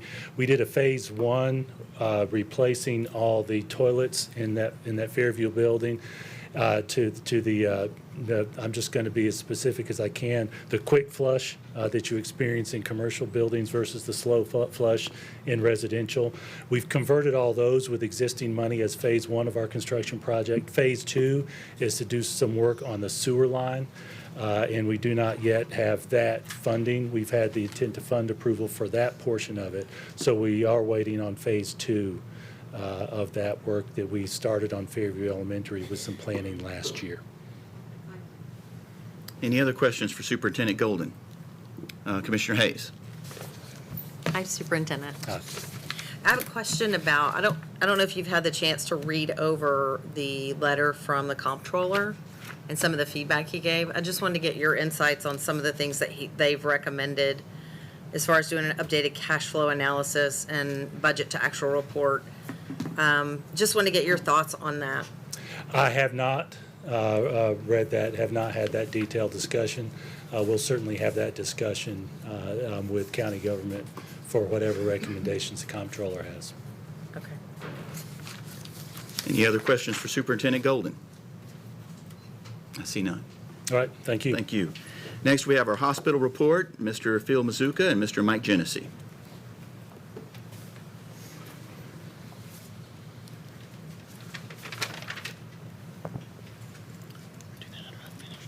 Thank you, Mr. Chair and Commissioners. Mike and I are here to give you a quick update on the health system. Just to start off on the project, we're in the last few phases of our project. We completed the renovation of the labor, delivery, and recovery rooms at the end of September and moved into those in the last week or so. By the end of this month, we should have our final state inspection for the new C-section room and the renovated C-section room that we should be able to open those rooms for occupancy by November 12th. And our NICU renovation is expected to have final state inspection on November 27th, and we should be able to move into those rooms on December 16th. As a side note, we had 164 deliveries last month, which was a record for our hospital. It was actually 16% higher than September of last year, and in the first 13 days of October, we are tracking 19% higher than October of last year and almost, or last month, and then almost 27% above October of last year, so it's pretty exciting. I'm also really excited about the fact we've had contracted perinatologist for several years, and a couple years ago, one of our contracted perinatologist had left his company, and the company had a 2-year non-compete with him, so he had to leave the market for 2 years, and we've been contracting with Vanderbilt to cover those perinatal services for the last 2 years. And I'm pleased to announce that Dr. Michael DeRoche is rejoining us. He's going to be part of our Williamson Medical Group effective December 1st, and he's also bringing on associate Chelsea Clinton. So they'll be starting December 1st. They'll be part of our medical group, and this Dr. DeRoche is well-known in the community and excited he's coming back. We've begun repaving some of our parking lots in a phased approach, so there'll be a little bit of disruption in the parking areas over the next couple of months. And lastly, we'll start the renovation of the existing facility once we get closer to our foundation's fundraising goal for the project. So that part of the phase is going back into the old space and renovating that old space. So that probably, my guess, will start probably somewhere about a year from now. With that, I'll turn it over to Mike with a financial report. Thank you, Phil. Good evening. I'll give you a quick summary of August results. From a volume standpoint, our inpatient volume is a little bit softer than we've been averaging, but our outpatient business has grown, so that netted out to a little bit to the positive to us. Our net revenue is about $600,000 over our budget. And the OpEx was just a little bit over $2. So at the end of the day, we made $700,000 on a budget of just under $700,000. So the inpatient and outpatient kind of netted out together. From a balance sheet standpoint, we had another, we've been very fortunate on our collections. We had another very strong collection month. We collected almost $29 million in collections. We had 124 total days of cash on hand, and we had a debt coverage ratio of 2.08, and we're required to have a 1.5. So financially, we've been holding our own there, and volume is about holding where we thought it would be from a budget standpoint. So. Yeah, so, well after this report was prepared, end of September, we did receive our audit report, and we got I'm glad to report, we had they call it an unmodified or unqualified, you might know it as, audit report, which is a clean audit report, and that's what we're looking for. So it was a very good thing, and I'll have that in your package for next month. I think it was dated the 26th, if I'm not mistaken, September. So, any questions? I do have a question from Commissioner Hayes. So I have the same question for you guys. Okay. Now, I don't know if that audit you just mentioned was the same as the comptroller. No. Probably not, no. So in the comptroller's letter, it also states that there's the most recent audit indicates that the county annually provides a subsidy to the county hospital. And it's wondering, for all future budget submissions, please include a detailed budget for the component unit. I don't know if you guys have had a chance to, what comments you might have on that. Yeah, we received that letter as well, and we will be doing that going forward. Awesome. Yes. Thank you. Any other questions for Mr. Mizuko or Mr. Genesee? I see none. Thank you. Thank you, gentlemen. Thank you. I like the beard, Phil. And then I believe we have a report, possibly, someone can correct me if I'm wrong, from the Library Director, Jessica Jeffers. Hello. Hi, good evening. I just wanted to take a quick moment to highlight some of the material you all should have in front of you from the library. We're really excited to announce the launch of 2 new reading programs, 1,000 books before kindergarten and 500 books before middle school. And we are kicking off these programs with a special event Saturday, November 9th at the main library in Franklin. So I do hope you get some time to look through the materials and the pamphlets, maybe tomorrow when you have less things to look at. But we're always here. Reach out if you have any questions, and we'd be happy to help. Thank you. Thank you, Ms. Jeffers. Are there any other committees or department heads wishing to report at this time? Seeing none, we'll move on to elections and appointments. These have been loaded, and the first one is Economic Development Council, a 4-year term expiring 10 of 28. Terms expiring are Gail Moyer Harris, Travis Anderson, and Robert Ring. Nominations are Lisa Gill, Will Powell, and Charlie Fox III. I've got a proper motion made by Commissioner Guffey, seconded by Commissioner Brown. Any questions or comments on these nominations? And it looks like we have a question from Commissioner Mary Smith. Just a quick question. Are any of these nominees here this evening? Any of the nominees present? If you are, raise your hand, please. I don't believe they're here. Okay. That's all. Any follow-up? Okay. Any other questions or comments before we vote? Seeing none, if you're ready to vote, if you're in favor of accepting these nominations, signify by hitting your yes button. Any opposed, your no. Anyone wishing to change their vote, please do so at this time. Record the vote, please, Mr. Whitby. 22 yes, 1 abstain. Nominations are accepted. Next, we have under the County Commission, the Judicial Commissioner, a 1-year term expiring 10 of 25. Nomination is Mr. Jeremy Jorger. Proper motion made by Commissioner Megan Guffey, seconded by Commissioner Greg Sanford. Any questions or comments on this nomination? Seeing none, if you're ready to vote, if you're in favor of the nomination, signify by pressing your yes button. Any opposed, your no. Anyone wishing to change their vote, please do so at this time. Record the vote, please, Mr. Whitby. 23 yes, 0 no. Nomination is accepted. We'll now go on to our consent agenda. The consent agenda should be in your packet. I will entertain a motion for approval. Have one here from Commissioner Sanford, seconded by Commissioner Guffey. Any questions or comments or changes that need to be made to the consent agenda? Seeing none, if you're ready to vote, if you're in favor of accepting the consent agenda, signify by pressing your yes button. Any opposed, your no. Anyone wishing to change their vote, please do so at this time. Record the vote, please, Mr. Whitby. 23 yes, 0 no. Motion passes. Moving on to unfinished business, we have a couple of items.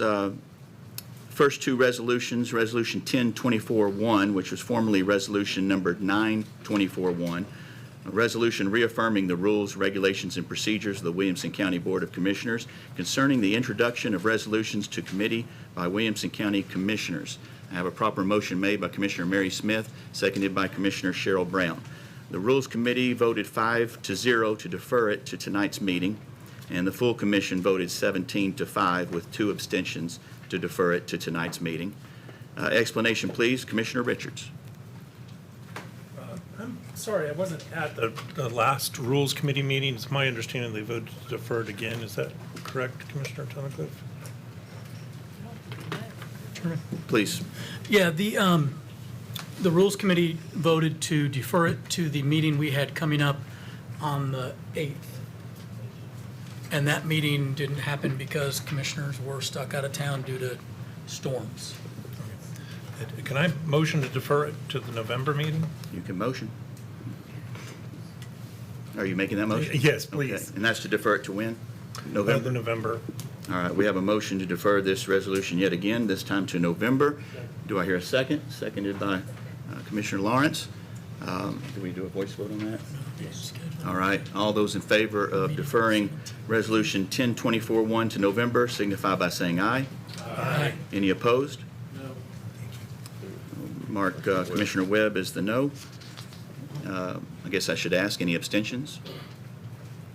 Seeing none, we will defer that resolution to next month. Next resolution under unfinished business was Resolution 1024-2, formerly Resolution 924-54, a resolution authorizing the Williamson County Mayor to grant an easement to Middle Tennessee Electric Membership Corporation. Proper motion made by Commissioner Mary Smith, seconded. Is no one's button working? There we go. Commissioner Torres. The Property Committee voted 3, 4, and 0 against with 2 abstentions. The full commission voted 5-9 to defer this to tonight's meeting. Explanation, please, Commissioner Stresser. This is for Middle Tennessee Electric for a cell tower, I believe about 800 feet from the elementary school. Any questions or comments? question from Commissioner Mary Smith. Yeah, so the reason it was deferred is there were some questions around whether or not it would be possible to find another location and what the implications were if we were to proceed with not having this easement and possibly even terminating the lease. And I think that Diane did send out the lease agreements to all the commissioners. And so one of the questions that was posed to me is that under the termination agreement, the lease agreement, it does look that as though there is a clause, so Article 18, Section 4A3, that by owner if tenant's use of the property becomes illegal under any federal, state, or local law, rule, regulation, or ordinance, that a termination of lease might be possible. And I was just wondering if there's anybody that can answer with the new setback that we have in place, if that would fall under that clause to possibly terminate the lease and find a separate location to meet the setback. Okay. Ms. Ransom. Hi, Christy. Yes, that's me. Good evening, Commissioners. No. Essentially, that the tower was approved and permit was issued before that setback was adopted.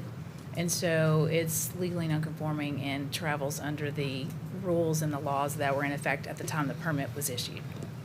So unless for some reason it comes down and they have to reapply or something crazy, based on the zoning ordinance and the state's Vested Rights Act, something that's approved continues to, it keeps the rights that it received at the time that it was approved. And so at this point, it would be legally non-conforming, and so it would just be able to remain in that location. Any follow-up, Commissioner Mary Smith? Yeah, I guess the only other question, I guess that came up too, is when, because it looks like this is specifically for Verizon, and there were a few constituents in that area that did email the commission that said that they do have coverage under AT&T and different other providers. Is there any sort of process for a carrier to have to look at other existing towers and space on those towers before I guess basically the need arises to put up a new tower? Yes, when they apply for the tower, they have to demonstrate that they cannot fill their coverage gap by co-locating on an existing tower first. That's part of the application process. Okay. Because co-location obviously is the first choice. And so they have to demonstrate that they cannot co-locate and fill that specific coverage gap. Okay. So what are the possibilities of, in the future, I guess this lease is what it is. What are the possibilities of conforming with the setback for this particular location? Is it wait out the 5 years and just don't renew the lease?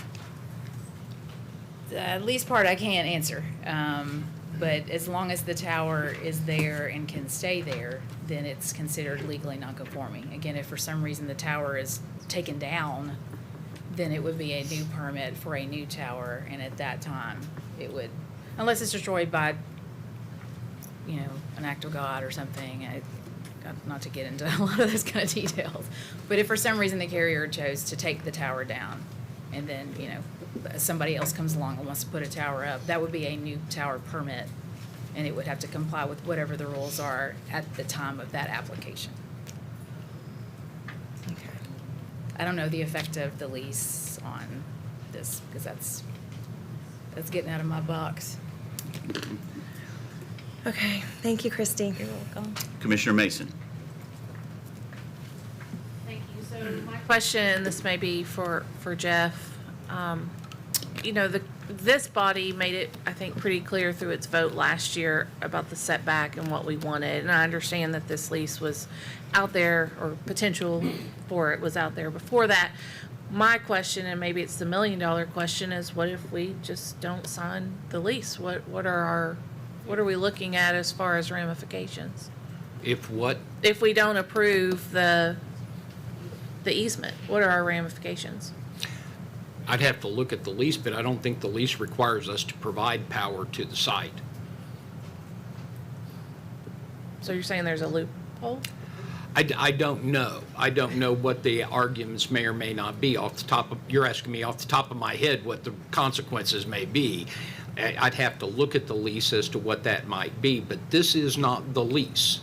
And unless there This is is the something easement, under the correct? lease that requires us to take all necessary actions to provide the easement, then you may not be required to do that under the lease. Now, that may mean that they take very large generators in there that hum very loudly all the time. I don't know, because they'd have to provide service to their cell tower, or they may have to look for another ability to do that. But from from the standpoint of the easement itself, Bobby, are you aware if there's any requirement that we provide an easement in that lease agreement? No. Okay, so without that, this would not impact the lease particularly. It just may impact the ability for that tower to be effective. Or it may drive them to alternative power sources that may be less desirable. Got it. Correct. Thank you. Commissioner Herbert. I know we agreed to this several years ago before all these issues came up. I mean, there's nothing we could do unless we sued them to break this agreement, correct? I mean, we're to that point. We've already signed the contract for the allow them, right? The lease for the tower is signed. We And do there's not have a nothing- ground to sue them to get out of that. And our Because- change of our rules subsequent to the entering of that lease is not grounds for terminating the lease. So there's nothing we can do. We have no grounds for suing or anything, correct? For terminating the lease, that is correct. Okay, because they've actually already began building on this. I went back there, they've already built a road to it and started putting up things, cutting brush and stuff. So we'd be throwing our money away if we tried to sue, correct? I can't guarantee you an outcome. It's my opinion that you would not be successful in suing to get out of the lease under the present circumstances. If they took an action that was in violation of the lease or breached that lease, of course you could enforce that. I'm not aware of such an action. And we signed this lease several years ago. I mean, was there a time limit on when they could start building on it? Do you know? Does anybody? Not to my knowledge. Okay, thank you. Commissioner Williams. I know previously, I think we'd given an easement for like a fiber optic cable or something along those lines, but this is a separate easement. This is, it states it's for electricity. I'm not familiar with any prior easements on this property. Normally, Mr. Cook would handle that. But I don't know off the top of my head that we've provided any other kind of easement. Would it benefit if we deferred this so that we could research and potentially have discussions with them, just to pursue maybe some other options? I mean, if we denied an easement, ultimately, what does that mean for them operating that tower in that location? And if there's an ability to get out of the lease arrangement, is the ability to have that conversation with them? If we deferred this, would that buy time to do that? You're not required to do it in the October 2024 meeting.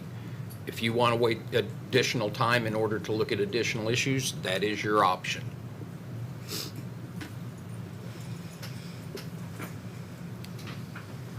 Any follow-up, Commissioner Williams? No.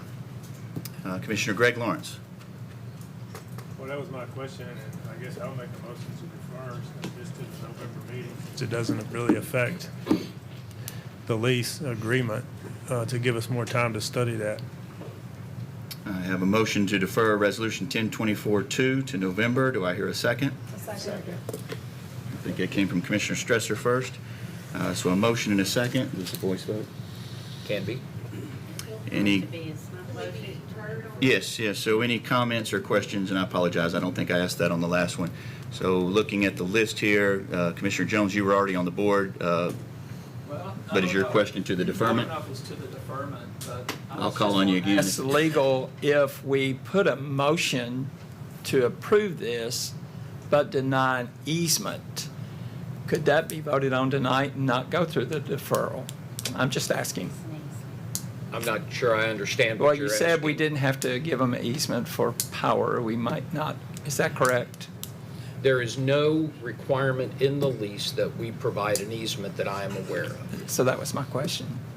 So there's, This resolution is for the easement. this is for the easement that would provide the power. Okay, back to it. Commissioner Mary Smith on the deferral? Yeah, I would like to support that, but as also during this time, I would like us to look at the possibility at looking at the new rec center, that land, what it would look like cost-wise if we went to Vogue and were able to somehow come to an agreement to move the tower to a further location, but still on county property, what that would look like. I should know, I guess there would be a study that would need to get done, but if there'd be a way to kind of understand what the cost associated might be before this comes to us again, it'd be helpful. And noted. I think she was just noting something not. She didn't make a motion. And it wasn't even regarding this resolution, but well noted, and I'll move on to Commissioner Mason. Thank you. As to the deferment, my only point is, we deferred it from last meeting to this meeting, and I don't want us to keep spinning our wheels. I don't mind deferring it if there's a goal in mind. And I think last meeting, we deferred it to this one so we could look at a copy of the lease. We got some information from Diane, which I appreciate. But if we're going to defer it, I would like it to be clear what we are actually asking who to do what. So we don't come back in November and go, did anybody follow up on that? What are we doing on that? So I'm more than happy to support Commissioner Williams' request for a deferment. I just want to be clear who's doing what. And so is the goal for legal to speak with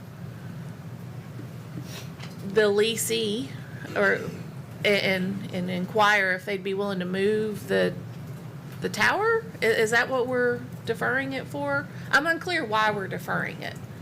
I guess if somebody could clarify and what actionable steps we're going to take, so when we come back in November, we can have a discussion. So is that question to the individual who made the motion, Commissioner Lawrence? Or was it Lawrence? Sorry, I thought it was Williams. Go ahead, Commissioner Lawrence. Thank you, Mr. Chairman. Yeah, my answer to that would be, we are going to defer this to give legal counsel time to study the lease and make sure that there's not a requirement in there for us to provide the easement. Jeff has told us that he doesn't think it's in there, but he doesn't know for sure. So I would like to nail that down, because if there's a clause in there that says we have to provide the easement, then we don't have a choice.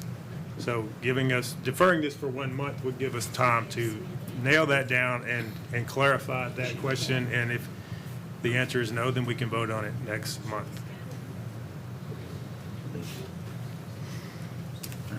Do you need time to research that, or you already know that it's not in there?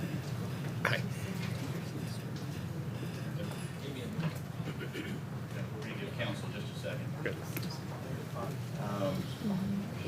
While he's doing that, are there any other questions on the deferral that we can get to while legal counsel?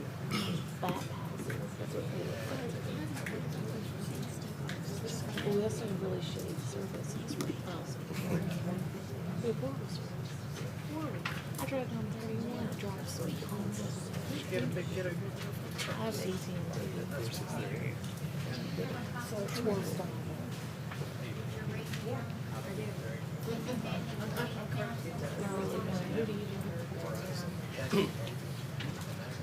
We are relatively confident it is not in the lease. Mary has a copy if you want to look at it. That's lawyers. Want to take the time to look at it, or just defer this? I can. We need a recess while you do this? Sure. Okay. I'm not sure exactly what. It's a little unorthodox, but. While legal counsel takes a look at the lease, why don't we take how long do you think you need? 10 minutes will be fine. Let's take a 10-minute recess.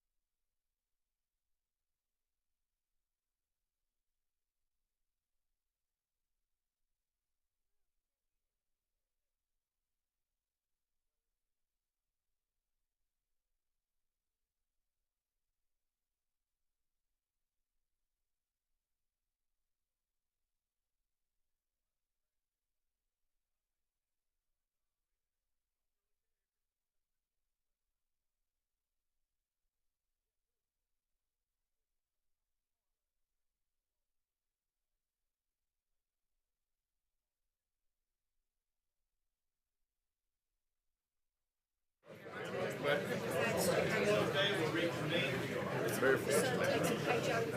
Hope so. I hope so.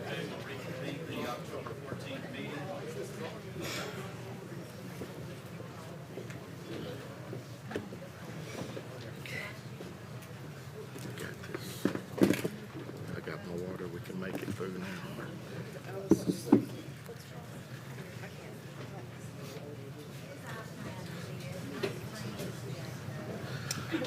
Oh, Lord. Is it just the microphones? All right, I think during our recess, council now has an answer for us. In the original lease provision, we provided a 20-foot easement for ingress and egress and utilities. This request for easement, I cannot tell from the legal descriptions if they overlap or they do not.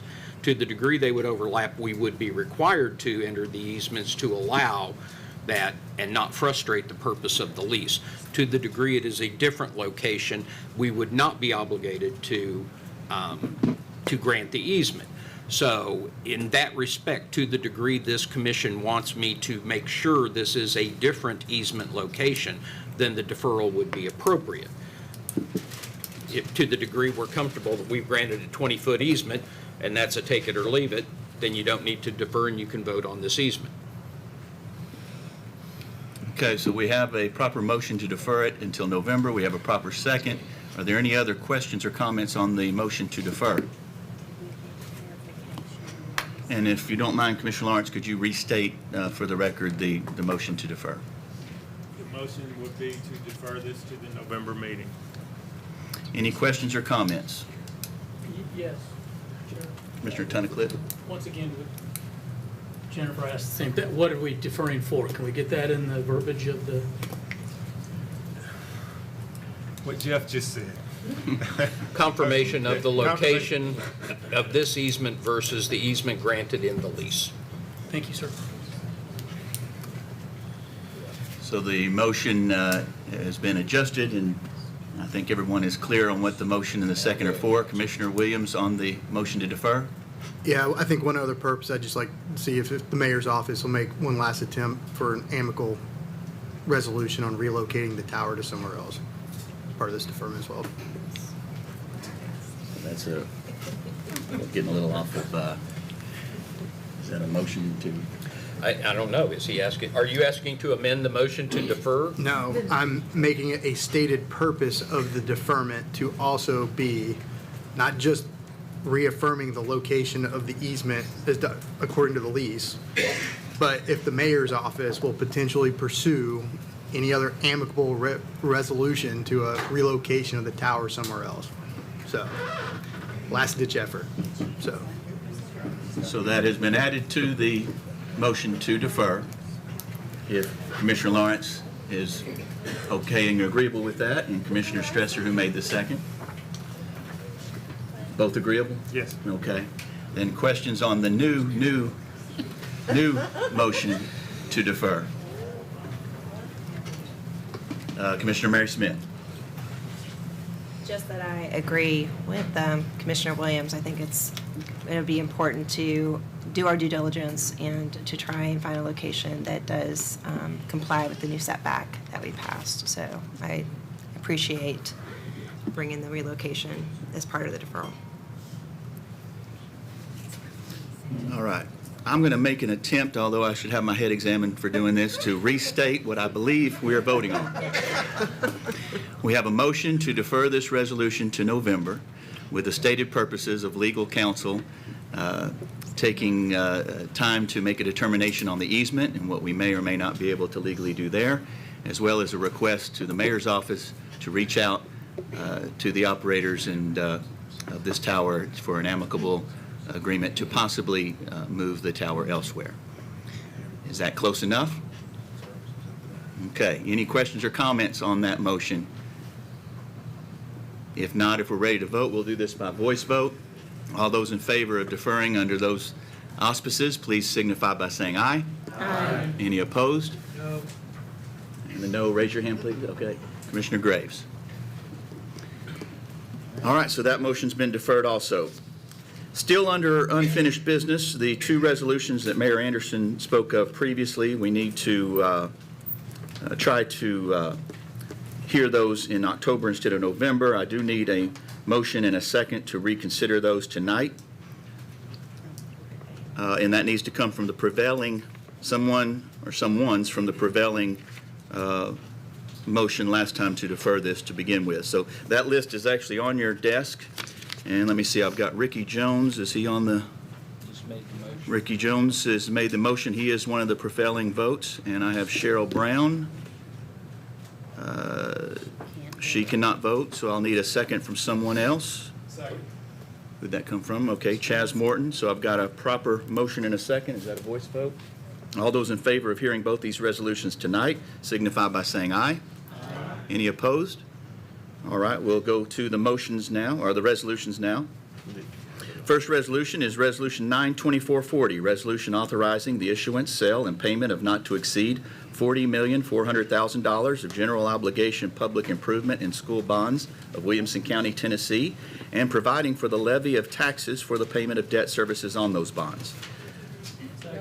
Proper motion made by Commissioner Guffey, seconded by Commissioner Tunnicliffe. The Budget Committee was 4 in favor, 1 against. The full commission at the last meeting voted 13 to 11 to defer this to November. Explanation, please, Commissioner Herbert. Do you have one? This is basically to borrow the money for the capital projects we approved in July. Or May? Well, May and July. Oh, okay. Any questions or comments? Seeing none, if you're ready to vote, if you're in favor of Resolution 92440, signify by pressing your yes button. Any opposed, your no. Anyone wishing to change their vote, please do so at this time. Record the vote, please, Mr. Whitby. 16 yes, 6 no, 1 abstain. Resolution passes. The next resolution under this same category is Resolution 92441, resolution authorizing the issuance, sale, and payment of not to exceed $23,220,000 of county district school bonds of Williamson County, Tennessee, and providing for the levy of taxes for the payment of debt service on those bonds. Looking for a new motion and a new second. Oh, those are new. Motion made by Commissioner Guffey, seconded again by Commissioner Tunnicliffe. Budget Committee was 4 in favor, 1 against. The full commission at the last meeting voted 13 to 11 to defer this to November. Explanation, please, Commissioner Herbert. This gives the authorization to borrow money for the capital needs of the schools, and some of this project work has already begun. Any questions or comments? I have a question. I think, unless I missed it, I want to make sure I didn't miss anything. I believe they made the motion to reconsider For the first one. First. Yeah, I have to get one for the second. For both? Okay, thank you. Perfect, thank you. All right. I like it when it works out. Any other questions or comments? Seeing none, if you're ready to vote, if you're in favor of Resolution 92441, signify by pressing your yes button. Any opposed, your no. Anyone wishing to change their vote, please do so at this time. Record the vote, please, Mr. Whitby. 17 yes, 5 no, 1 abstain. Resolution passes. On to new business. We have quite a few zoning resolutions tonight, and each of these, as you know, will have its own public hearing. I've asked Christy Ransom to come up and give a brief explanation of all of these, and then remain close by so that she can answer any specific questions as we go through each of them. And the chair recognizes at this time Commissioner Sanford. I'm going to recuse myself at this time. My trust has an interest in some of these properties, and I'm not a developer on these properties, just for this commission to know.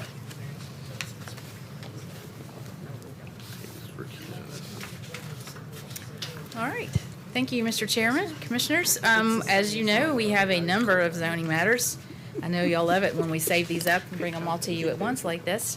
But rather than come up and do a brief explanation for each one, I'm going to go through and do a brief synopsis. Promise I'll be as brief as I can for all of the zoning matters that you have. Of course, we'll be here after the public hearing for each one. If you have any questions, Mike is here, Aaron's here, Michael's here. So any questions that you have, but I'm going to try and at least do a brief explanation for all of them. So the first one is a map amendment, and that's unusual. We don't do very many of those in the county.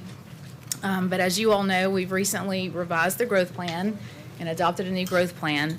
When that growth plan was adopted, these additional parcels, there are 3 parcels totaling about 31 acres in the triune character area, were added to the planned growth area.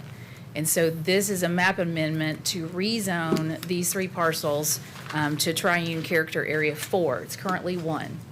And you'll see in the maps that it's adjacent to triune character area 2 and 3, and then 1, and so 4 in the middle, which I realize numbering is a little different. It's not as intense as 2 and 3. And so the staff looked at this. Obviously, it's in the PGA. It's part of the new growth plan. There's going to be a number of changes we're going to have to make to some of the zoning because of the adopted growth plan. This is just the first one that you're seeing. And so staff looked at it and has recommended approval. You'll see attached to your resolution the standards that you all have to review when a map amendment is presented to you. Staff has gone through there and given the staff's opinion on those different items. It's an attachment to your resolution. And so at this time, the staff and I are recommending approval, again, because now these parcels are in a planned growth area, and so this zoning would make it consistent with our growth plan. And the state statute actually says in the growth plan law that your zoning actions taken by the legislative body and the planning commission should be consistent with your growth plan. So that's the first one. The second one, the rest of these are text amendments, and y'all are used to these. All of these, I'll just go ahead and say, are basically cleanup things or clarifications, okay? So the next one, 1024-4, relates to deferrals and withdrawals. As you all know, sometimes you defer things to other meetings. Sometimes applicants want to withdraw the matter from the agenda, and therefore, if they were going to present it again, they'd have to refile it. Right now, the zoning ordinance only addresses deferrals and withdrawals when a public hearing is associated with it. There are items on the Planning Commission agenda that are in the BZA agenda that don't necessarily, well, Planning Commission, don't necessarily require a public hearing. So this is to clarify what happens. If the withdrawal or the deferral is requested before the public hearing notice is posted, then the staff can approve it. If it occurs after we've already noticed a public hearing, then it has to go to the BZA or the Planning Commission for them to take action on it. The thought was, we've told the public there's going to be an item on an agenda. We don't want to pull it in the staff without them knowing about it, so they can come, still have the opportunity to speak if it's a public hearing item, but then the Planning Commission would either grant the deferral or the withdrawal would be done in a public meeting. So this is a clarification, essentially, in that one. 1024-5, bond agreements. We updated the subdivision regulations at the Planning Commission level a little ways back. We increased the minimum that a bond agreement can only be reduced to. It used to be 20, now it's 25%, can't go below 25%. We also adjusted how long the bonds have to be held. And so this is a zoning amendment to make it consistent with what we did in the subregs. 1024-6, wastewater treatment disposal site plans and special uses. Okay, so as you all know, we have these non-traditional wastewater systems out in the county, step systems, that type of thing.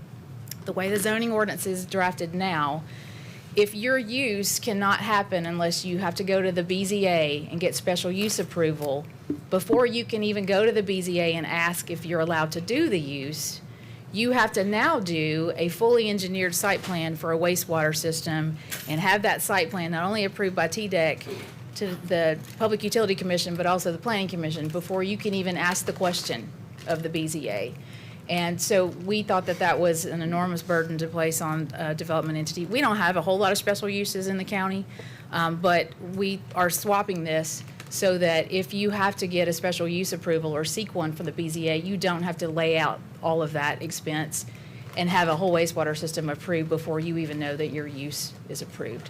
So what this does is it allows the applicant to proceed to the BZA, request the special use. If it's granted, then when they come into the Planning Commission for a site plan for the use itself, that's when the wastewater system would be part of that site plan. So that's what that one does. 1024-7 relates to minor site plans. This is another thing that doesn't happen frequently, but it's happened a couple of times this year, and it kind of brought it to our attention. If you have a special use, so you have to go to the BZA to get special use approval for that use, the way it is right now, regardless of what the use is, how big it is, how many buildings, it doesn't go to the Planning Commission for site plan approval. It's a staff level approval. Now, I know our staff is going to do a great job. They're going to do a phenomenal job. I'm not worried about that at all. What our concern was in talking about it and seeing how this played out is we thought that if a use is big enough, it should come to the Planning Commission and it should be handled in a public forum rather than at the staff level. So what this does is, if it's a special use approval, of course, that's always going to be in public. It's going to be a public hearing. The BZA approves it. But when the site plan comes through for approval, where you're looking at traffic, where you're looking at, whatever things that might affect the adjacent property, that should be handled in a public forum at the Planning Commission level rather than the staff level. So anything that's got buildings and uses greater than 5,000 square feet would come to the Planning Commission for site plan approval rather than a staff level approval of that site plan. So that's what this one does. And then the last one, every so often FEMA updates the flood maps because we're part of the flood insurance program.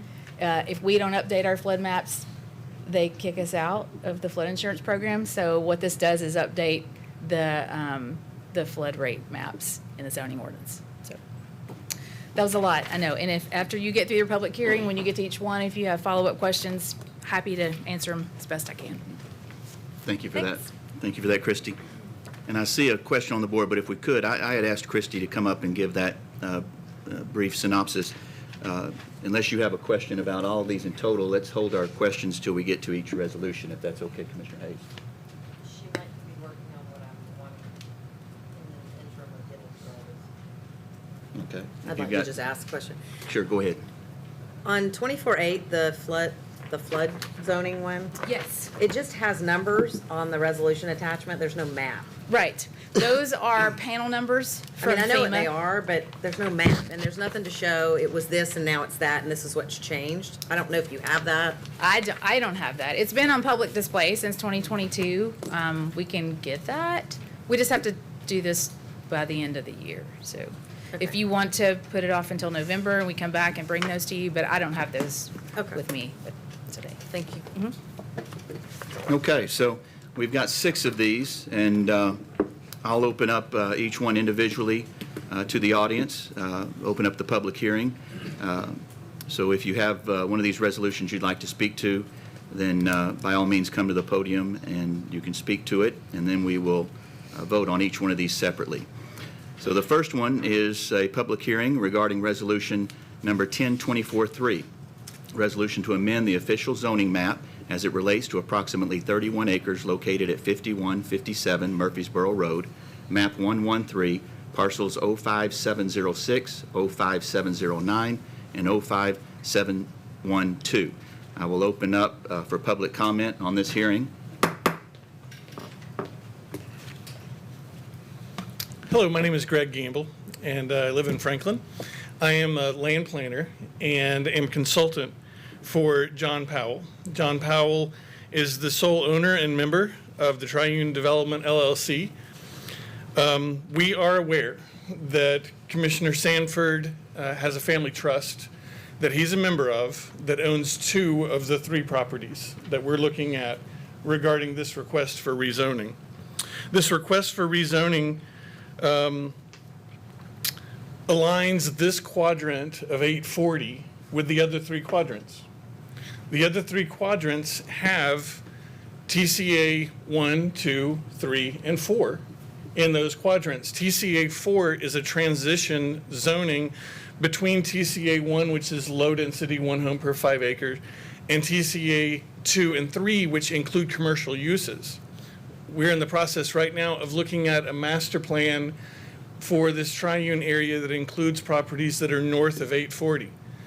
John Powell recently received approval from Williamson County and the state of Tennessee on a new sewer treatment facility that is just east of these properties on Highway 96. The intent behind the new sewer facility is to provide that utility for the future development of the Triune area. Triune area within this area right here at 840 is a lot of rock and has poor soil infiltration. So the sewer treatment facility for this needs to be further to the east, which is what is currently approved. You talked a little bit about water infrastructure tonight. With the development of this area in Triune, there will be a water loop that is created that provides additional water capacity for Nolensville College Grove water distribution system, and will relieve the water capacity such that the moratorium east of Triune would be lifted. So this is a developer bringing in private dollars and creating public infrastructure in a way that will start solving problems for the insufficient fire protection that's in this area today. This rezoning request is consistent with the newly adopted Williamson County Growth Plan. These 3 properties were included in the Triune planned growth area for this very purpose, so that they could be a transition between these different zone categories. And that's what we're asking for tonight, is just to simply comply with the growth plan that is in place. I'll also add lastly that FEMA's website has a fantastic map that shows before and after. And it shows the FEMA floodplain in yellow where it's newly created. It's a fantastic tool and very, very easy to find. I'll see if I can send Aaron a link and he can send it up. I didn't have time to dig through what I wanted. That's why. Oh, fantastic. You did fine. All right. Thank you all so much. We're happy to answer any questions. And John Powell's here tonight as well. Thanks. Anyone else wishing to speak to this resolution? Well, from the public. We're still in the public hearing. Yeah, you come on up. Charles Wilson, I spoke earlier. There's a pumping station directly across from this 31 acres. I don't think we've got a water problem right there right now. We might have on out further in the county. But on out further in the county is 1 house per 5 acres. I don't think we need all of this big development he's talking about here. But it's not fair to us that have pushed on us 1 house per 5 acres. And then all of a sudden take this very other that's 600 feet east of me, and turn that into a super development, from according to this. But I guess we're gonna have everything but a hospital. I don't know how you're going to squeeze it on 31 acres and how that's going to make such an impact on what's already out there, or make some kind of loop that's needed. You get an easement, run a water line through there, a 6-inch main from the pumping station all the way over to the Shell station that's over on the other highway. All of that could be obtained without all of this hoopla. But, if you're going to be fair to one, you need to be fair to all. And my properties are getting just screwed right here, is about what it amounts to. And I have no more to say. I think when a person on the board is developing property for personal gain, you really need to look at it. If it looks like a duck, quacks like a duck, walks like a duck, it's probably a duck. Anyone else wishing to speak? And when you come to the podium, please announce your name and the town you live in. My name is John Powell. I live in Arrington, Tennessee, a few miles away. I'm the developer, and the master plan that we spoke of includes over 300 acres. It's just not the 31 acres. The 31 acres that we're talking about does create a water loop from Nolensville Road up to Highway 96 on the east side of Triune. Nolensville College Grove Water Utility District has had a moratorium on the properties east of Triune for several years now. They have several people wanting water, and they can't provide them. Dr. York is one that comes to mind. He's wanted a tap for five homes on 5 acres. He can't get water for that. And the pumping station that this man just talked about does exist. It's very old and very inadequate. The lines that we are proposing to put in on Highway 96, once the loop is made through Mr. Sanford's property and one of my properties, when it comes up to 96, it will replace it with a minimum of a 12-inch line. So that's a lot of water for fire protection, and it's needed to loop. If anyone knows about water utilities, they always like to loop their systems. Part of this system out there is on 6-inch lines, 4-inch lines, and even a 2-inch line. But they're so old, they're very inadequate. So we've been working hard with Nolensville College Grove for almost 2 years now to figure all this out. All their water is in an 18-inch line on the west side of Nolensville Road in Cheyenne. So the water's there. It just needs to get over to the east side. They don't want to take it on Highway 96 because of TDOT issues, whether they're going to further expand it or not. So when the water loop comes up to Highway 96, Nolensville College Grove will take it over and expand it in both directions, both east and west, on Highway 96. I was surprised to hear that Greg Sanford is a developer. He is not. I am the only one there. I want to emphasize that. He has been involved, but primarily as a volunteer fireman and wanting to know about fire protection and improving the infrastructure in that area. So, and of course, it's his property, and other property owners want to know what's going on. So to reemphasize, he is not a developer. He is not my partner. He's a commissioner and a volunteer fire department person. Cares a lot about the area, which he should. He's a commissioner. The pumping station is not adequate, nor is the water availability there as it exists today. So if anyone has any questions, I'd be happy to answer them. We're not able to ask questions or Oh, I'm sorry. Thank you. appreciate your comments. Any other member of the audience wishing to speak in this public hearing on Resolution 1024-3?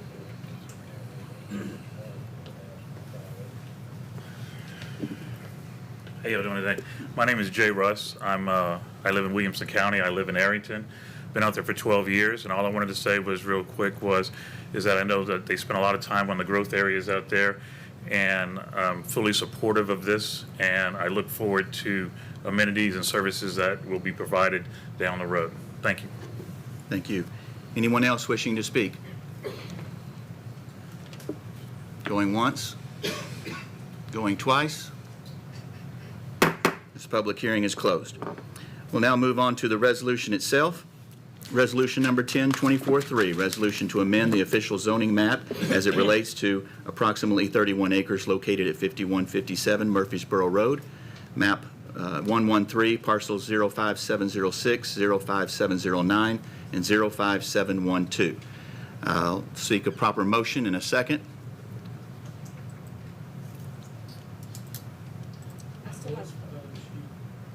It's not loaded. People that wanted to speak on the last one, that they already had their request to speak button pushed. All right, you can leave them up, and I can take a verbal motion or... Motion made from Commissioner Graves, seconded by Commissioner Mary Smith. Let's see, Planning Commission was 7-4-0 against. Explanation, please, Commissioner Mary Smith or Mr. Mike Madison, either one. Mr. Chair, Commissioner Clifford was not here, and I'd spoken to Ms. Ransom and had agreed I would be happy to present these motions. Please do. Thankfully, she got up and explained them all, so my sometimes comical explanations for things won't be as necessary. This is a proposal to rezone 31 acres in accordance with the urban growth plan that we had incorporated a couple months ago. So. And I have a question from Commissioner Mason. Thank you. My question's for Christie. So I probably have about 2 or 3 questions, but the first question is that the board is approving this zoning or however you say it. Yes, you are approving the map amendment, so you're rezoning these 3 parcels. Right, but the planning commission is in favor of it. The planning commission voted 7 in favor, 0 against. And so what I want to be clear on, because we spent a lot of time going through the growth plan, and we made some, probably a lot of people angry when we changed it to 1 house per 5 acre. And now this property, of course, that we're hearing about is going from that density to a more urban sprawl type density. And so I want to be clear, is that part of the growth plan that this was anticipated for, and that this is just the process they have to follow in order to do that? Or is this an anomaly that's not part of the existing growth plan out there? So, couple of things. The down zone from 1 to 5 was part of the comprehensive plan update, which is separate than the growth plan that we just did. Okay. So when we did the comp plan update a couple of years ago, part of it was we're going to have some of these smaller nodes out in the county. Hamlets, right? Hamlets, villages. Okay. And so they would be looked at for their own zoning, but then other parts of the county, half the county was already 1 to 5, and the other half is essentially what you all did. A little while after you adopted that comp plan update, that's when you came back and actually changed the zoning of some of those properties. When we did that, that's when we also zoned the Triune area, because we had also done a special plan just for Triune. So when we came in to implement the zoning for the comp plan, we also implemented the zoning for Triune, okay? That was a couple of years ago. When we started doing the growth plan, which is the county-wide one, so the comp plan is just the unincorporated area of the county, right? The growth plan is the one that involved the county and all of the cities. And that's the one that you all just approved, and all the cities approved as well. So when we were going through that process, we had a lot of people come to those meetings and say, I want in or I want out. In the UGBs, in the planned growth areas. In this case, these property owners came to the coordinating committee meetings and said, we would like these in the planned growth area. Just like some people wanted out of UGBs, some people wanted in. After those were heard in those meetings, these were added. The coordinating committee voted to add these in, and then when they went out to the county and to the cities, they were in the growth plan in this planned growth area. So staff looked at it at that time and thought that it made sense as a transition area, and so that it was part of the growth plan that staff proposed, that the coordinating committee proposed, and that you all adopted. And so now we're circling back and changing the zoning like we're going to have to do on other things.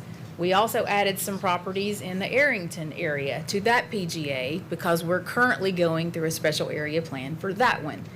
When time comes, we'll do a zoning district for Arrington, just like we've done for Triune, Grassland, Leapers Fork, College Grove.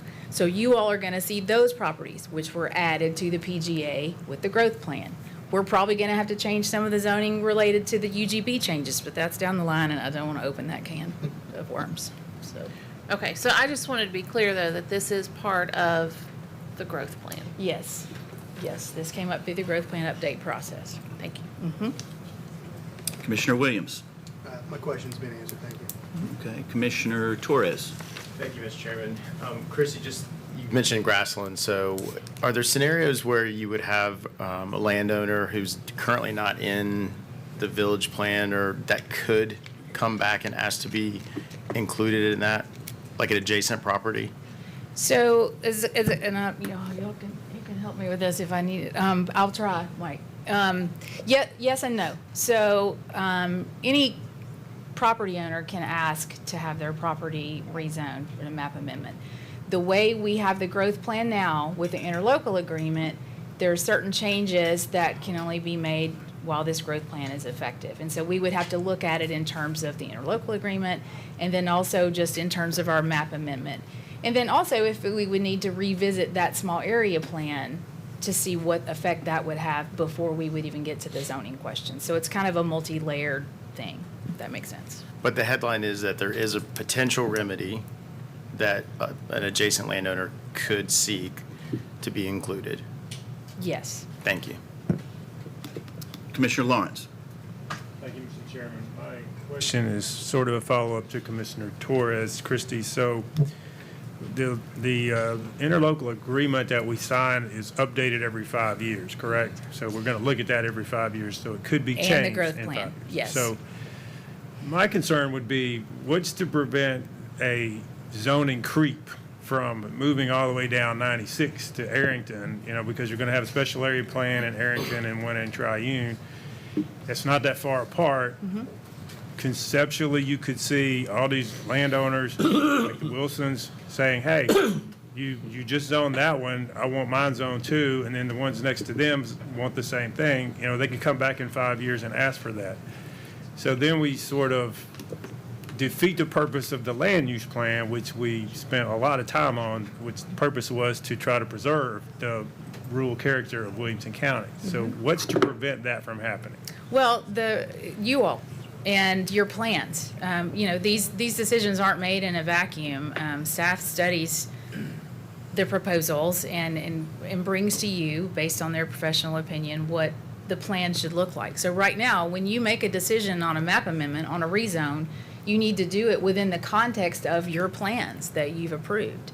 And so you would look at your comprehensive plan, you would look at your growth plan, and those are going to be your backstops to make the decisions. But also, they can ask a question, anybody can ask a question, but the zoning ordinance says, here are the things that you need to consider when you're presented with a map amendment. And the Planning Commission has to look at that, the staff's going to look at that and give you their opinion, whether it's consistent with the plans that you all have taken the time to study and adopt and approve.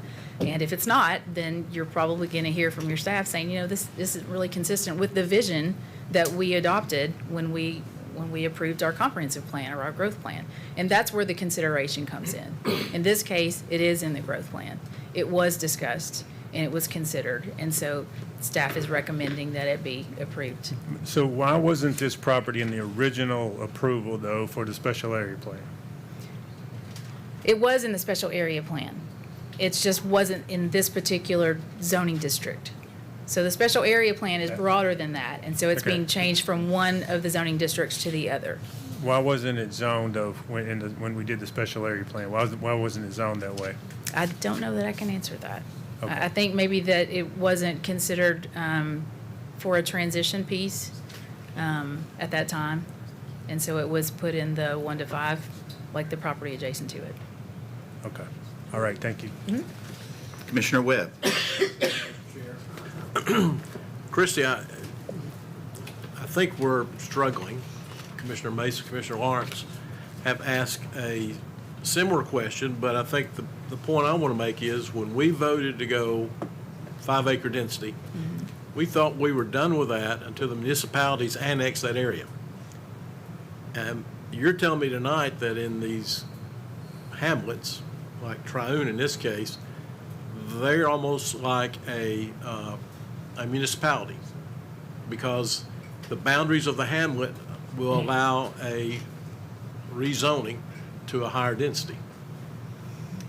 I wouldn't say that the boundaries of these special area plan villages allow a rezoning. What they do is they recognize, and we've had these nodes since before the 88 zoning, the small hamlets, we used to call them crossroads, with the understanding that out in these communities where you have the rural areas, within there, you need a different node so you have an opportunity for some commercial uses, and so for uses that could support and benefit those rural properties. And so that's why you have these small crossroads communities where commercial uses are available.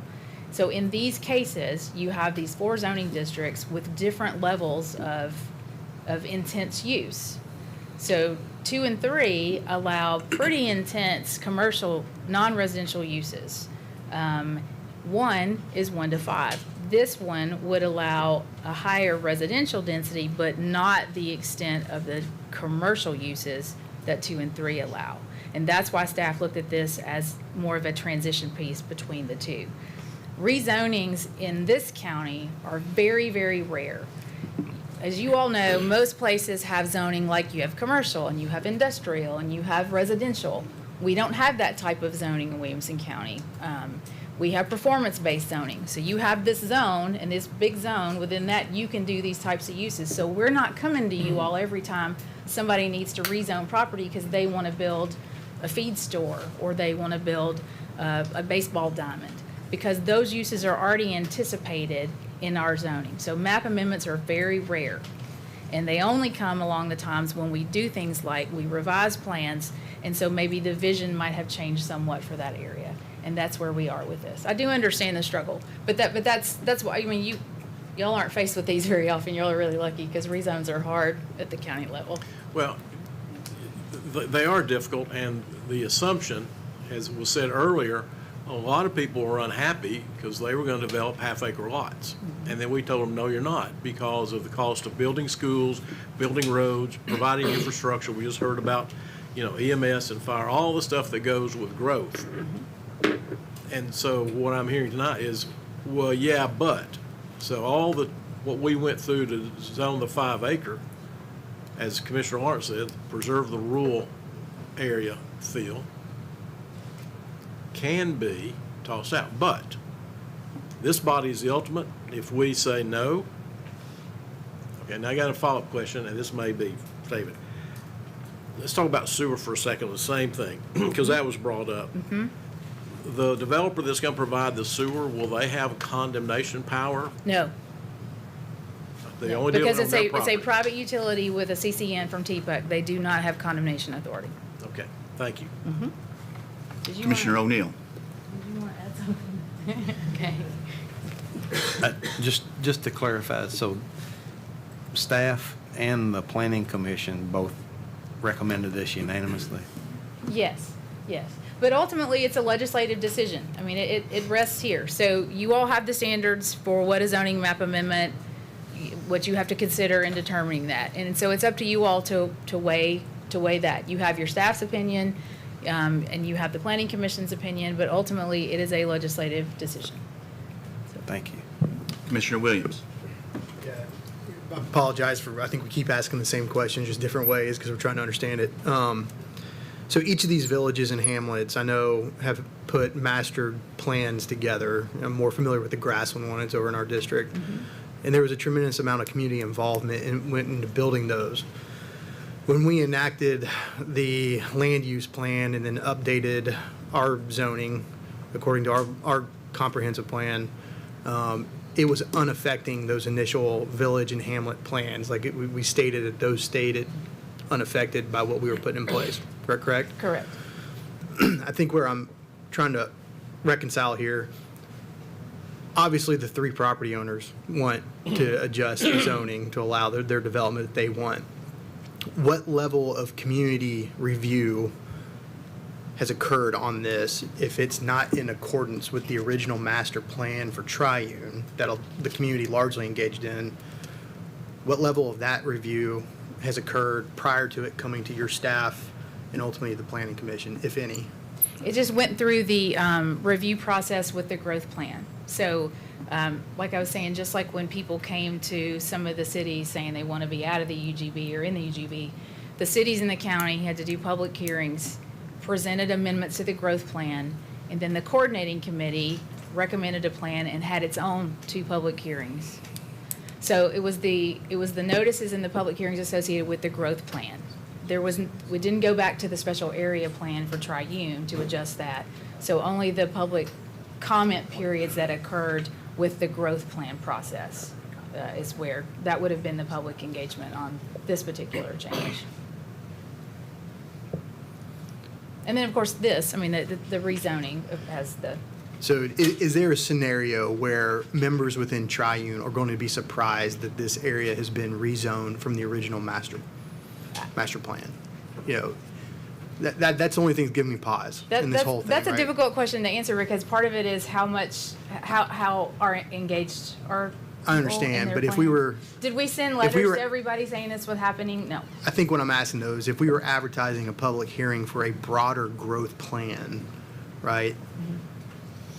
It could probably be misconstrued or misunderstood that some of these targeted areas within these hamlet and village plans might change because, and then in addition to, we're talking about the urban growth boundary. Well, when I think of the UGBs, that's in relation to municipalities, not Right. these villages and hamlets. So I know you referenced the UGBs or these growth boundaries, these planned growth boundaries, but I'm struggling to fully comprehend what these planned growth boundaries are around the hamlets and the villages. Very So- familiar with the UGB concept, Right. but So the planned growth areas, in the growth plan, you have 3 areas, okay? You have the urban growth boundaries, which is the areas that the cities intend to grow into. In the unincorporated part of the county that's not associated with a UGB, where the city plans to grow, you have rural area, and then you have these planned growth areas. That's where the county sees a smaller area that can have a little bit more of an intense growth rather than the rural parts. So we established through PGAs what we already had, the Grassland, Leapers Fork, College Grove, and Triune, and then we have also created Arrington and Rudderville because they will in the future have their own special area plans. And so what those areas are coincide with, like I said, these crossroad communities that we've always had, where you have something that's more of a mix than just a low-density residential. You have a mix of a commercial, like Bethesda is a hamlet, Burwood. So, you have all these rural areas, but kind of central to that, you have a little bit of a mix of non-residential uses. And so that's what the planned growth areas are out in the county. It's kind of the county's version of the UGB, but we don't annex, if that makes sense. yeah, it does. Thank you. Commissioner Tunnicliffe. You're saying you didn't mail letters out. What notification was given to any of the residents? Have there been signs posted on the property? For the rezoning, we send letters to all the adjacent property owners. This is what's been our zoning ordinance forever. We send letters to all the adjacent property owners of a proposed rezoning, and we put signs on the property. That's for the planning commission meeting and the county commission meeting. So there's a public hearing there and a public hearing here for the map amendment.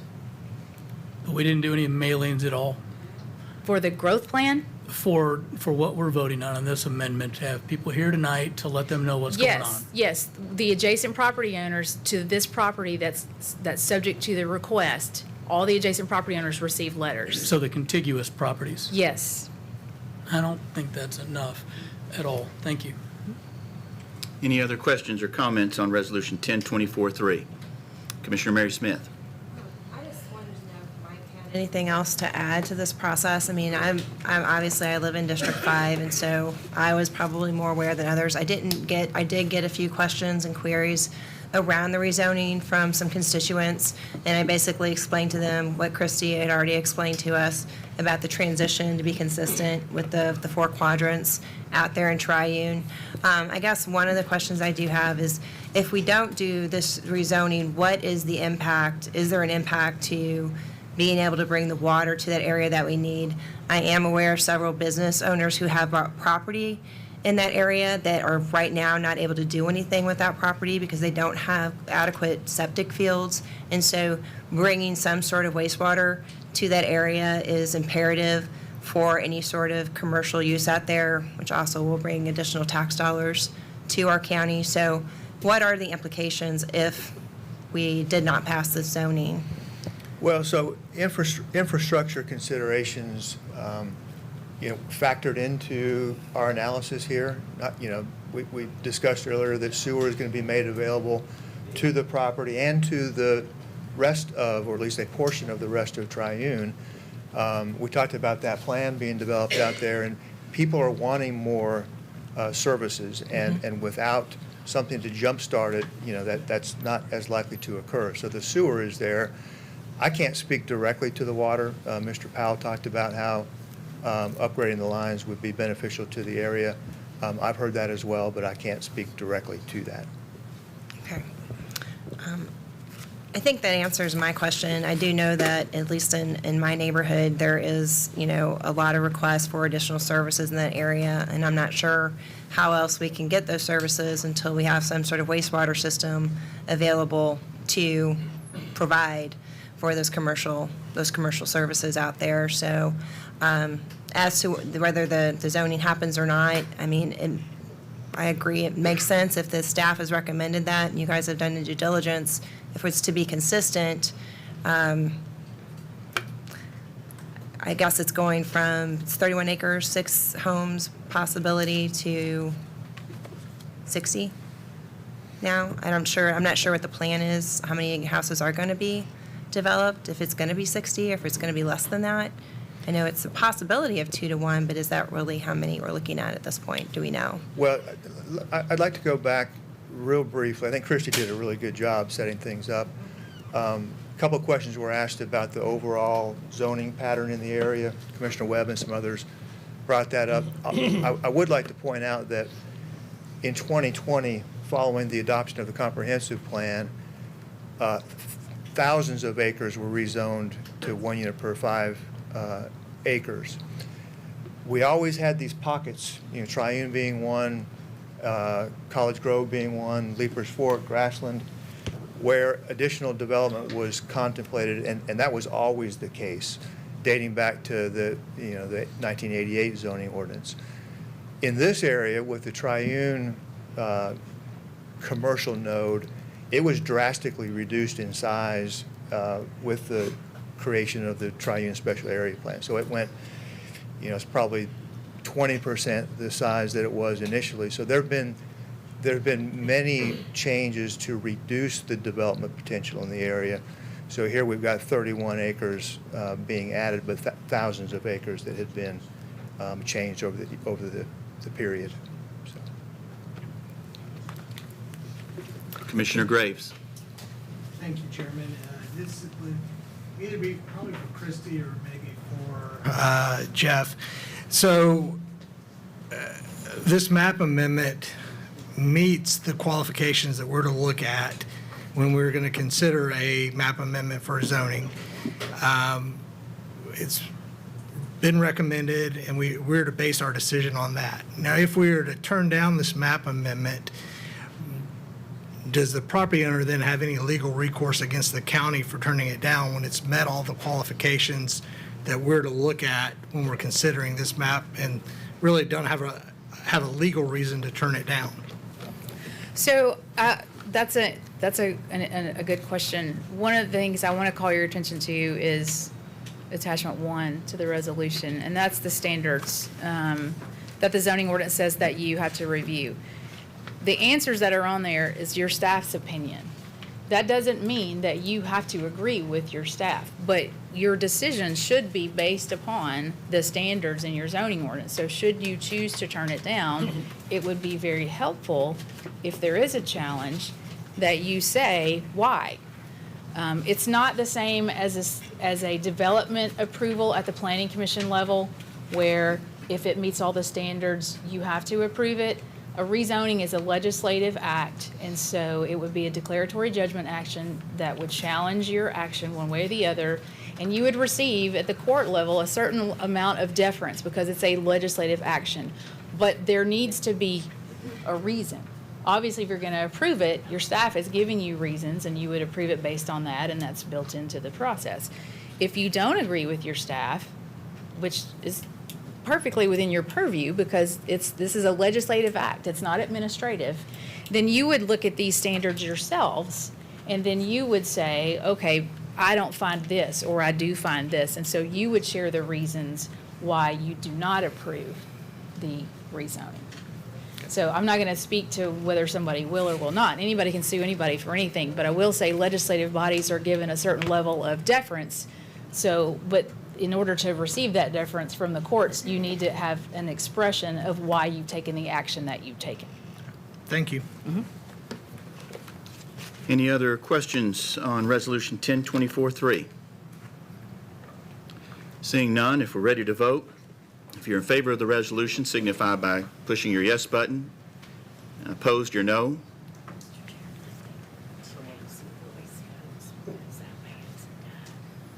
What is that? Mine's working. Some of them. Okay. Looks like we may have to have some voice votes because some of the iPads have gone down. I'll take these one at a time as I see them on the board. Commissioner Mason, My vote is yes to approve. Commissioner Lawrence, My vote is no. Commissioner Mary Smith, Yes. Commissioner Steve Smith, Yes. Commissioner Ricky Jones, Yes. Everyone else has voted through their iPad, and if you're ready, go ahead and record the vote. Mr. Whitby. 14 yes, 7 no, 1 abstain. Resolution passes. Next public hearing is regarding Resolution 1024-4, resolution to amend Article 3 of the zoning ordinance regarding deferral and withdrawal of applications. I'll open the floor to public comments. If you wish to speak, please come to the podium and announce your name and the town you live in. Anyone wishing to speak to Resolution 1024-4? Going once? Going twice? Public hearing is closed, and we'll move on to voting on the Resolution 1024-4, resolution to amend Article 3 of the zoning ordinance regarding deferral and withdrawal of applications. Proper motion made. It was on the screen and went away. I think it was Torres, yes, and Commissioner Sturgeon. Planning Commission was 7-4-0 against. Explanation, please, Commissioner Morton. Yes, this is just cleanup legislation allowing for a deferral when there's not a public hearing. Any questions or comments? Seeing none, if you're ready to vote, if you're in favor, signify by pressing your yes button. Any opposed, your no.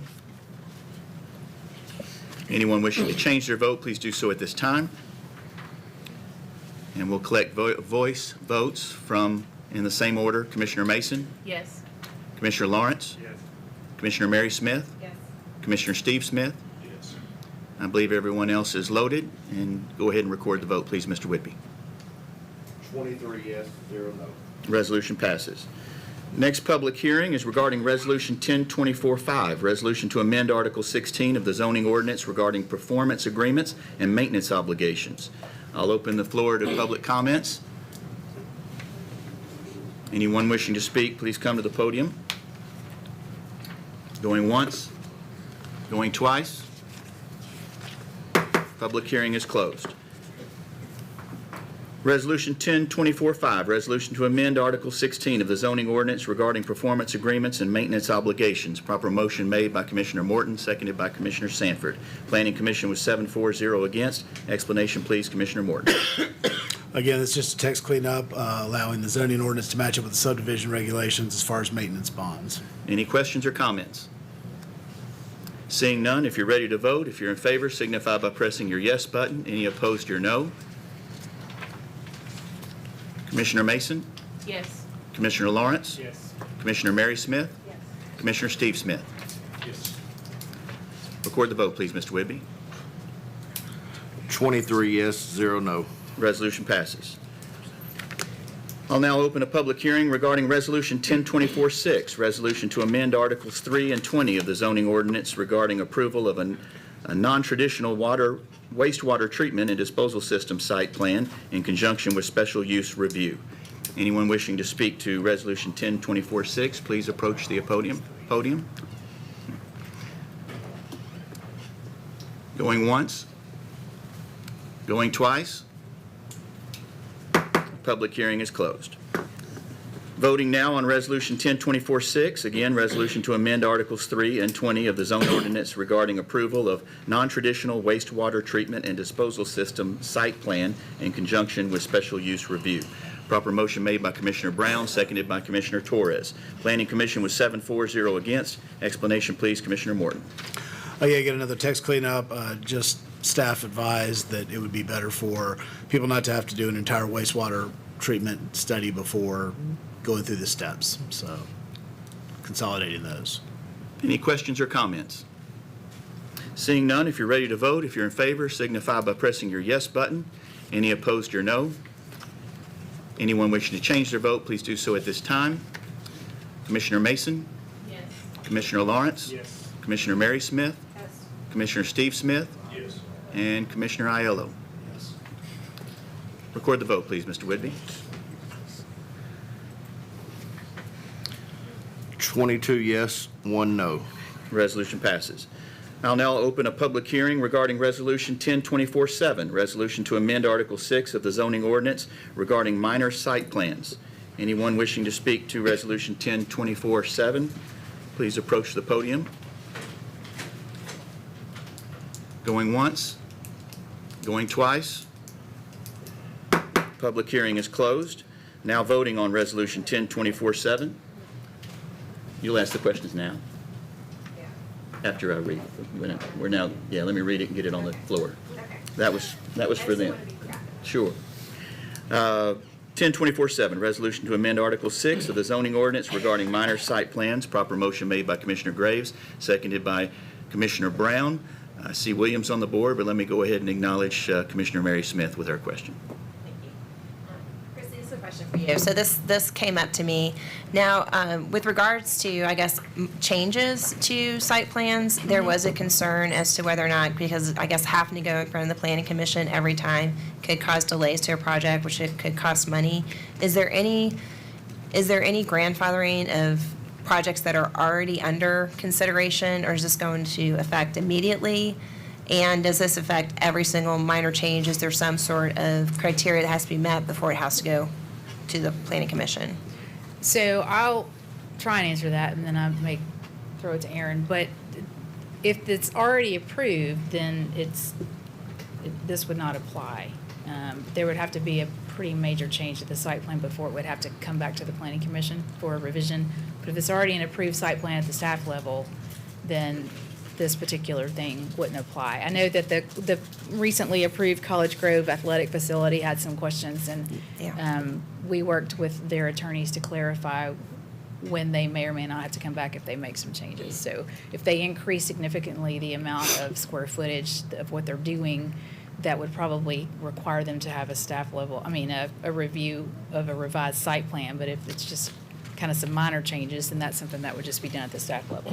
Okay, yeah, that's my question. Thank you. Commissioner Williams. For clarity, does this affect anybody that's trying to build, say, a barn over 5,000 square feet?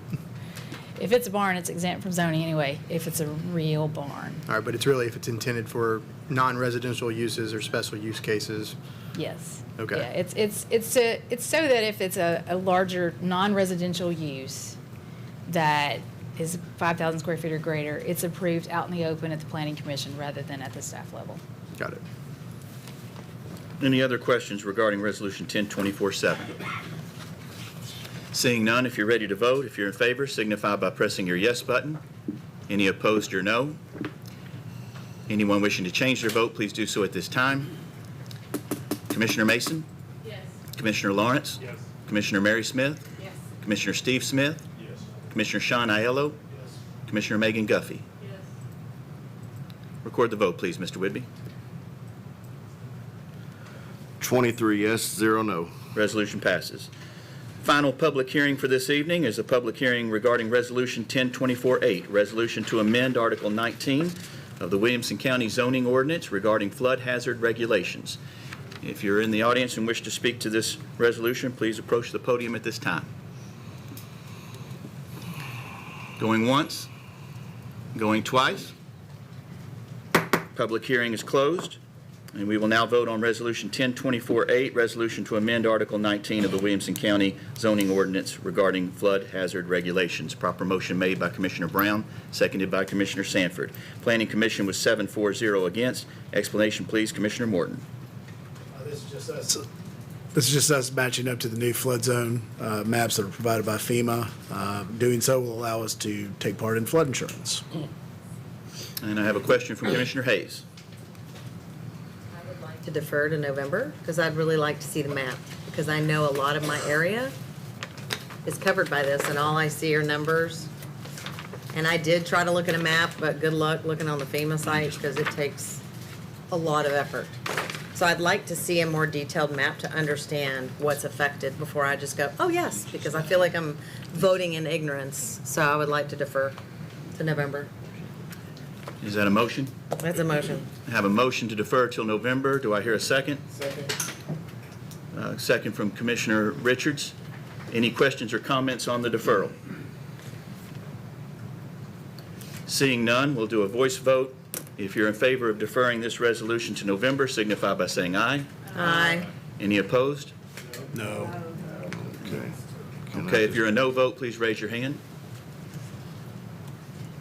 Keep it up until Mr. Whidbey can get everybody. 6, 7, 8, 9, 10, 11, 12. 12 no's. With one absent. Alrighty. Well, I guess guess people It'd be can. 11 to 12. So it would be 11 yes and 12 no. No, motion to defer failed. The no votes were 12, the yes votes were 11. Oh, I got you. Okay, so the motion to defer has failed. Any other questions or comments regarding Resolution 1024A? Seeing none, if you're ready to vote, if you're in favor, signify by pressing your yes button. Any opposed, your no. Anyone wishing to change their vote, please do so at this time. Commissioner Mason? Yes. Commissioner Lawrence? Yes. Commissioner Mary Smith? Yes. Commissioner Steve Smith? Yes. Commissioner Sean Aiello? Yes. Commissioner Greg Sanford? Yes. Oh, I'm sorry, you're already on there. And mine's not working now. I'm a yes also. Oh, I'm working now. Well, you already loaded me in. Okay, record the vote, please, Mr. Whitby. 22 yes, 1 no. Resolution passes. On now to appropriations.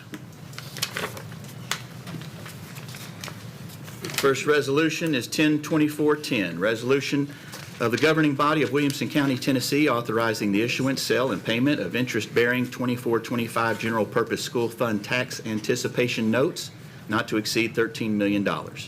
Proper motion made by, Are we missing 9? there wasn't a 9, I don't think. This is Judy, and then Judy and Betsy's road speed limit. I don't have a 9. Consent. Oh, it's on the consent agenda. Oh, okay, sorry. So proper motion made by Commissioner Guffey, seconded by Commissioner Torres. Tax Study Committee was 2-4-0 against with 1 abstention. Budget Committee was 4-4-0 against. Explanation, please, Commissioner Hayes. We could just count, that'd be great. Commissioner Hayes? I'm sorry?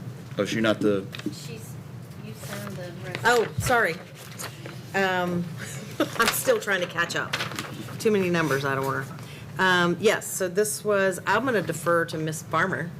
She could probably explain it better than I can. Ms. This Barbara? resolution and the reason, or even Phoebe. I don't feel qualified to explain it. Sure. This is an annual item that the school board does bring each year to request tax anticipation note, which just means we won't receive property taxes until December. And so we look at our cash flow. Our bills are pretty steady throughout the year, mainly due to payroll. It's 85% of that. And so the tax anticipation note is something that we would receive from you all that would help us just tide over until December when we receive the property taxes. As Mr. Golden said, 21-22, we received 14 million, but that was the last time that we've had 22, 23, and 23, 24. We did not have to have those funds. And it's, again, it'll be November and where we are on our cash flow at that time to determine whether or not we actually need it. Any other questions or comments? Seeing none, if you're ready to vote, if you're in favor of the resolution, signify by pressing your yes button. Any opposed, your no. Anyone wishing to change their vote, please do so at this time. Commissioner Mason? Yes. Commissioner Lawrence? Yes. Commissioner Mary Smith? Yes. Commissioner Steve Smith? Yes. Commissioner Sean Aiello? Record the vote, please, Mr. Whitby. 21 yes, 2 abstain. Resolution passes. Next resolution, Resolution 102412, resolution appropriating and amending the 24-25 library budget by $5,000, revenues to come from donations and memorials. Proper motion made by Commissioner Webb, seconded by Commissioner Guffey. Library Board was 6-4-0 against. Budget Committee was 4-4-0 against. Explanation, please, Commissioner Webb. As you can see from the resolution, this $5,000 is from the Atmos Energy folks. It'll be used for playroom upgrades. I do encourage you, if you go by the library, look at the revised playroom. Our partnership with Atmos has created a wonderful play site for young children. Any questions or comments? Seeing none, if you're ready to vote, if you're in favor, signify by pressing your yes button. Any opposed, your no. Anyone wishing to change their vote, please do so at this time. Commissioner Lawrence? Yes. Commissioner Mary Smith? Yes. We've got some of these up and working now. Commissioner Sean Aiello? And Commissioner Barb Sturgeon.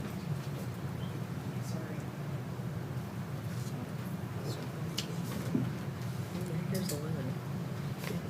Record the vote, please, Mr. Whitby. 23 yes, 0 no.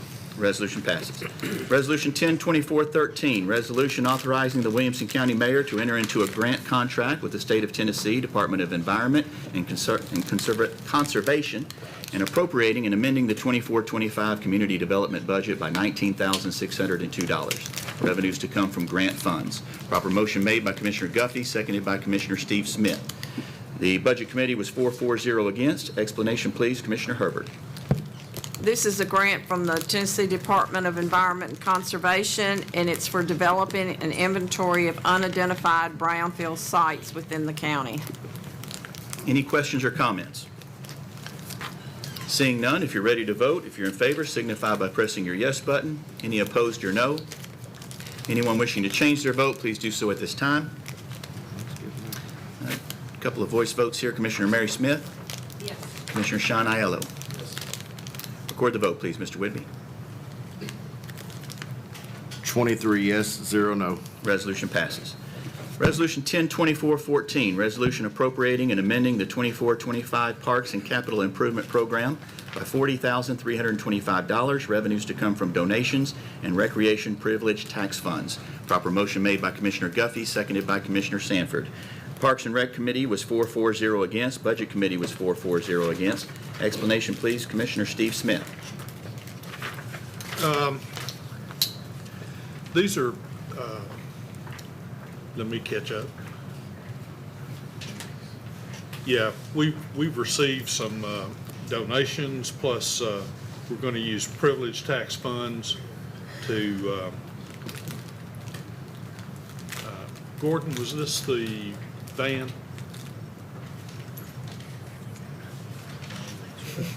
We're all catching up. Oh, the ball field. Okay. Okay. All right. Noticeable ball field. Any questions or comments? Seeing none, if you're ready to vote, if you're in favor, signify by pressing your yes button. Any opposed, your no.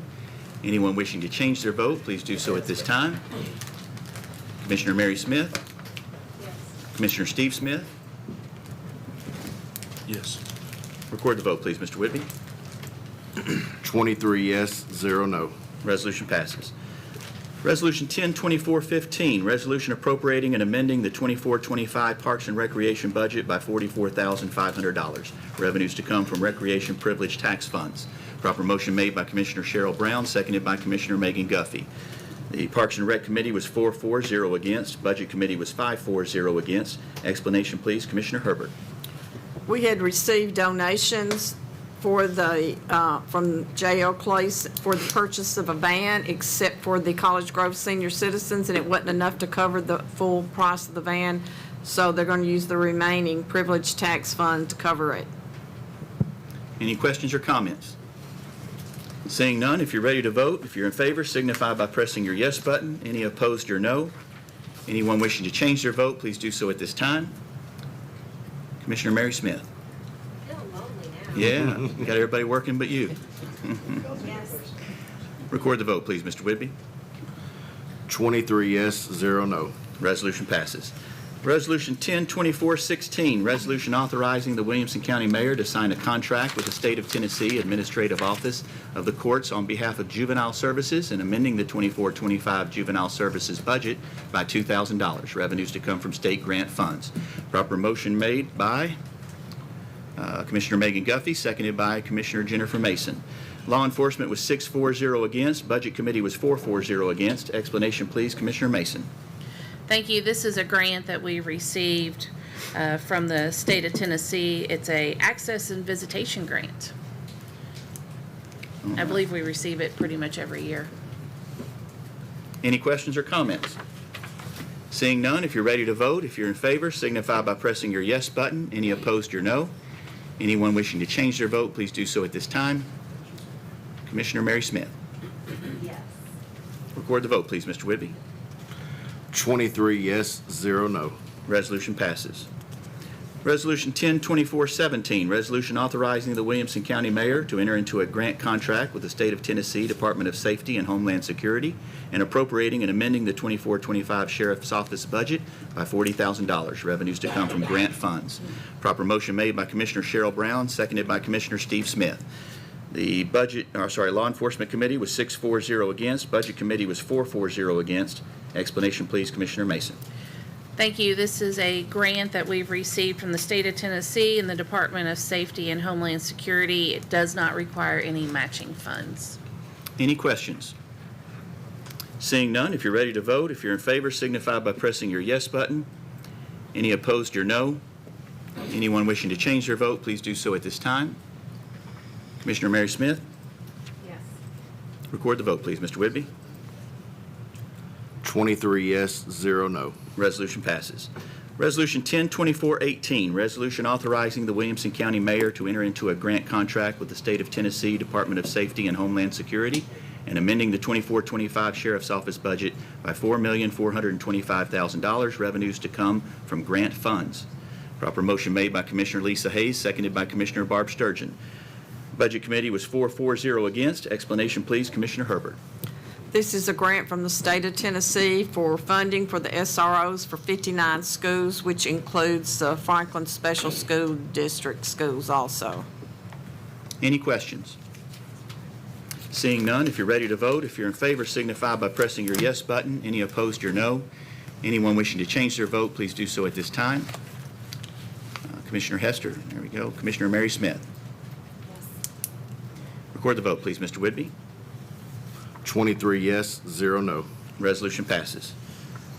Resolution 10-2419, resolution appropriating and amending the 24-25 county clerk's budget by $50,000 for equipment purchases, revenues to come from filing fees. Proper motion made by Commissioner Barb Sturgeon, seconded by Commissioner Steve Smith. Budget Committee was 4-4-0 against. Explanation, please, Commissioner Herbert. This is fees that the county clerk's office is going to use for the purchase of office equipment for credit card use. Any questions or comments? Seeing none, if you're ready to vote, if you're in favor, signify by pressing your yes button. Any opposed, your no. Anyone wishing to change their vote, please do so at this time. Commissioner Smith, Mary Smith. Record the vote, please, Mr. Whitby. 23 yes, 0 no. Resolution passes. Resolution 10-2430, resolution authorizing the Williamson County Mayor to enter into a grant contract with the State of Tennessee Opioid Abatement Council on behalf of the DUI Recovery Court and appropriating and amending the 24-25 DUI Recovery Court budget by $146,443. Revenues to come from state grant funds. Proper motion made by Commissioner Cheryl Brown, seconded by Commissioner Tom Tunnicliffe. The Budget Committee was 4-4-0 against. Explanation, please, Commissioner Herbert. This is a grant received from the state of Tennessee, and it's for treatment and recovery support for co-occurring substance use disorders and mental health conditions at the DUI Recovery Court. Any questions or comments? Seeing none, if you're ready to vote, if you're in favor, signify by pressing your yes button. Any opposed, your no. Anyone wishing to change their vote, please do so at this time. Commissioner Williams and Commissioner Mary Smith. Yes. Record the vote, please, Mr. Whitby. 23 yes, 0 no. Resolution passes.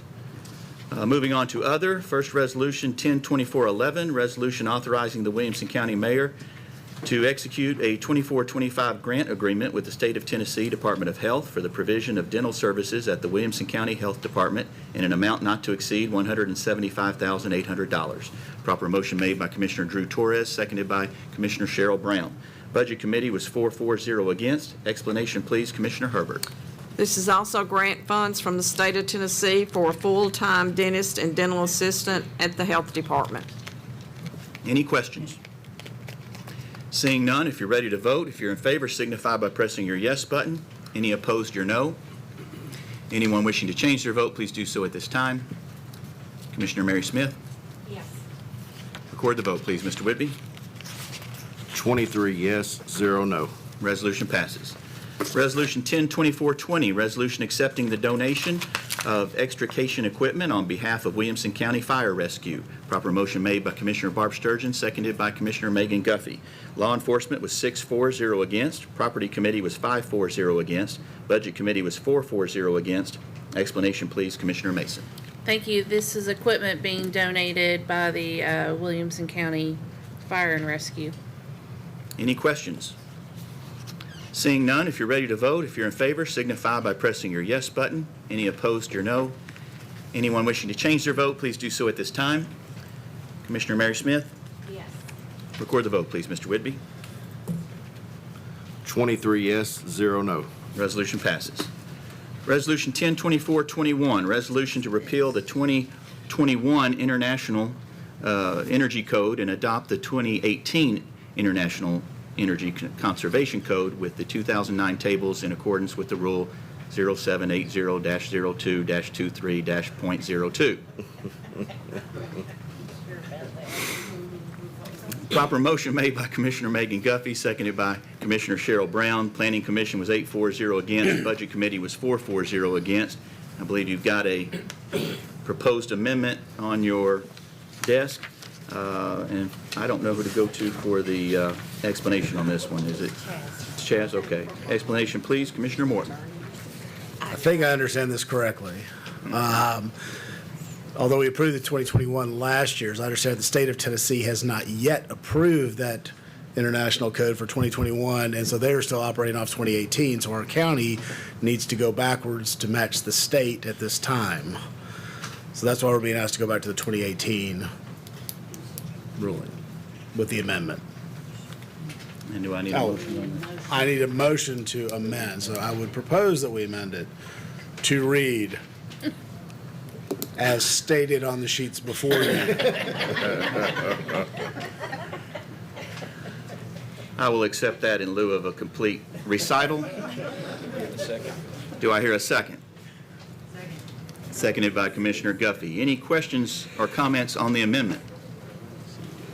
And again, the amendment is on your desk. Seeing none, we'll do a voice vote on the amendment. All those in favor signify by saying aye. Aye. Any opposed?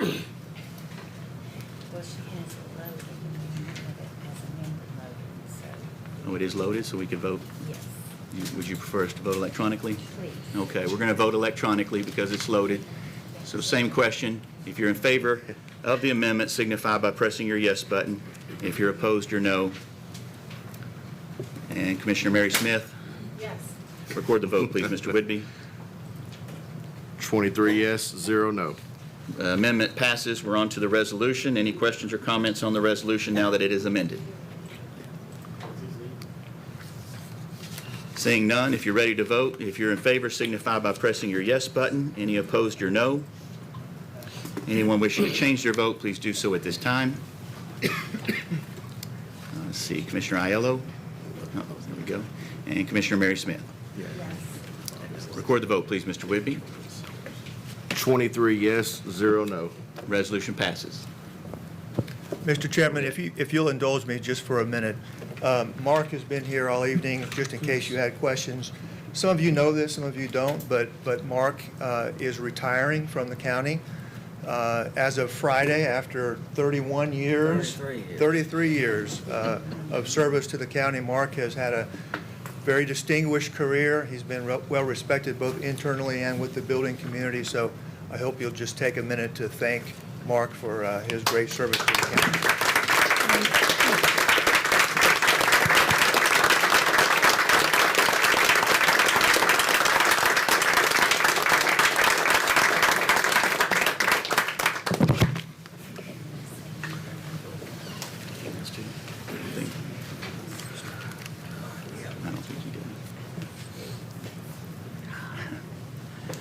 Thank you for those many years of service. Moving on to Resolution 102422, resolution authorizing the Williamson County Mayor to execute a license agreement with the City of Franklin for regularly scheduled government meetings. Proper motion made by Commissioner Steve Smith, seconded by Commissioner Tom Tunnicliffe. Property Committee was 5-4-0 against. Budget Committee was 4-4-0 against. Explanation, please, Commissioner Hester. Thank you, Mr. Chairman. This is a cooperative agreement with the City of Franklin. They are going to be out of pocket for a while because of their building programs. So appreciate your support here. Any questions or comments? Commissioner Richards. I'm not sure what this can be directed at. Do you really see any problems with I'm assuming they're using our auditorium for their meetings. Do we see any problems with scheduling for our own You, meetings? Diane. I'll let Diane answer that one.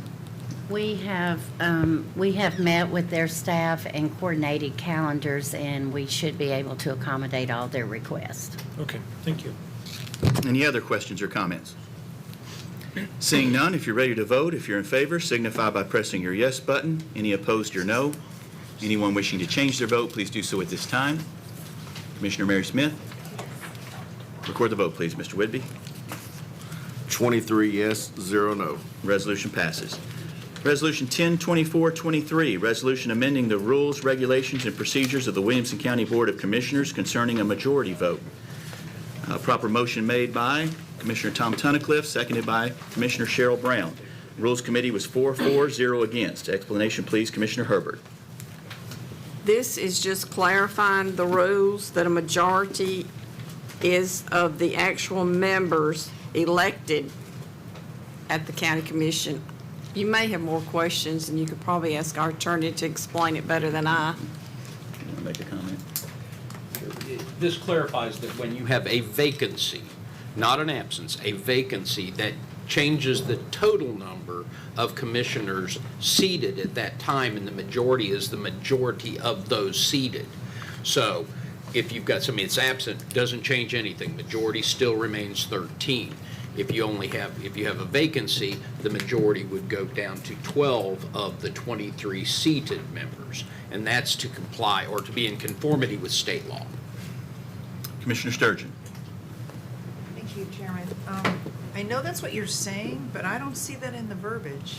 I just see it saying that when you have 24 members, a majority is 13. I don't see it saying, well, if it's less, then the majority is less. I'm not sure I understand. What it says is that a majority shall be a majority of all members constituting the board. If you have a vacancy, that seat is not a member constituting the board, so it becomes a majority of those seated.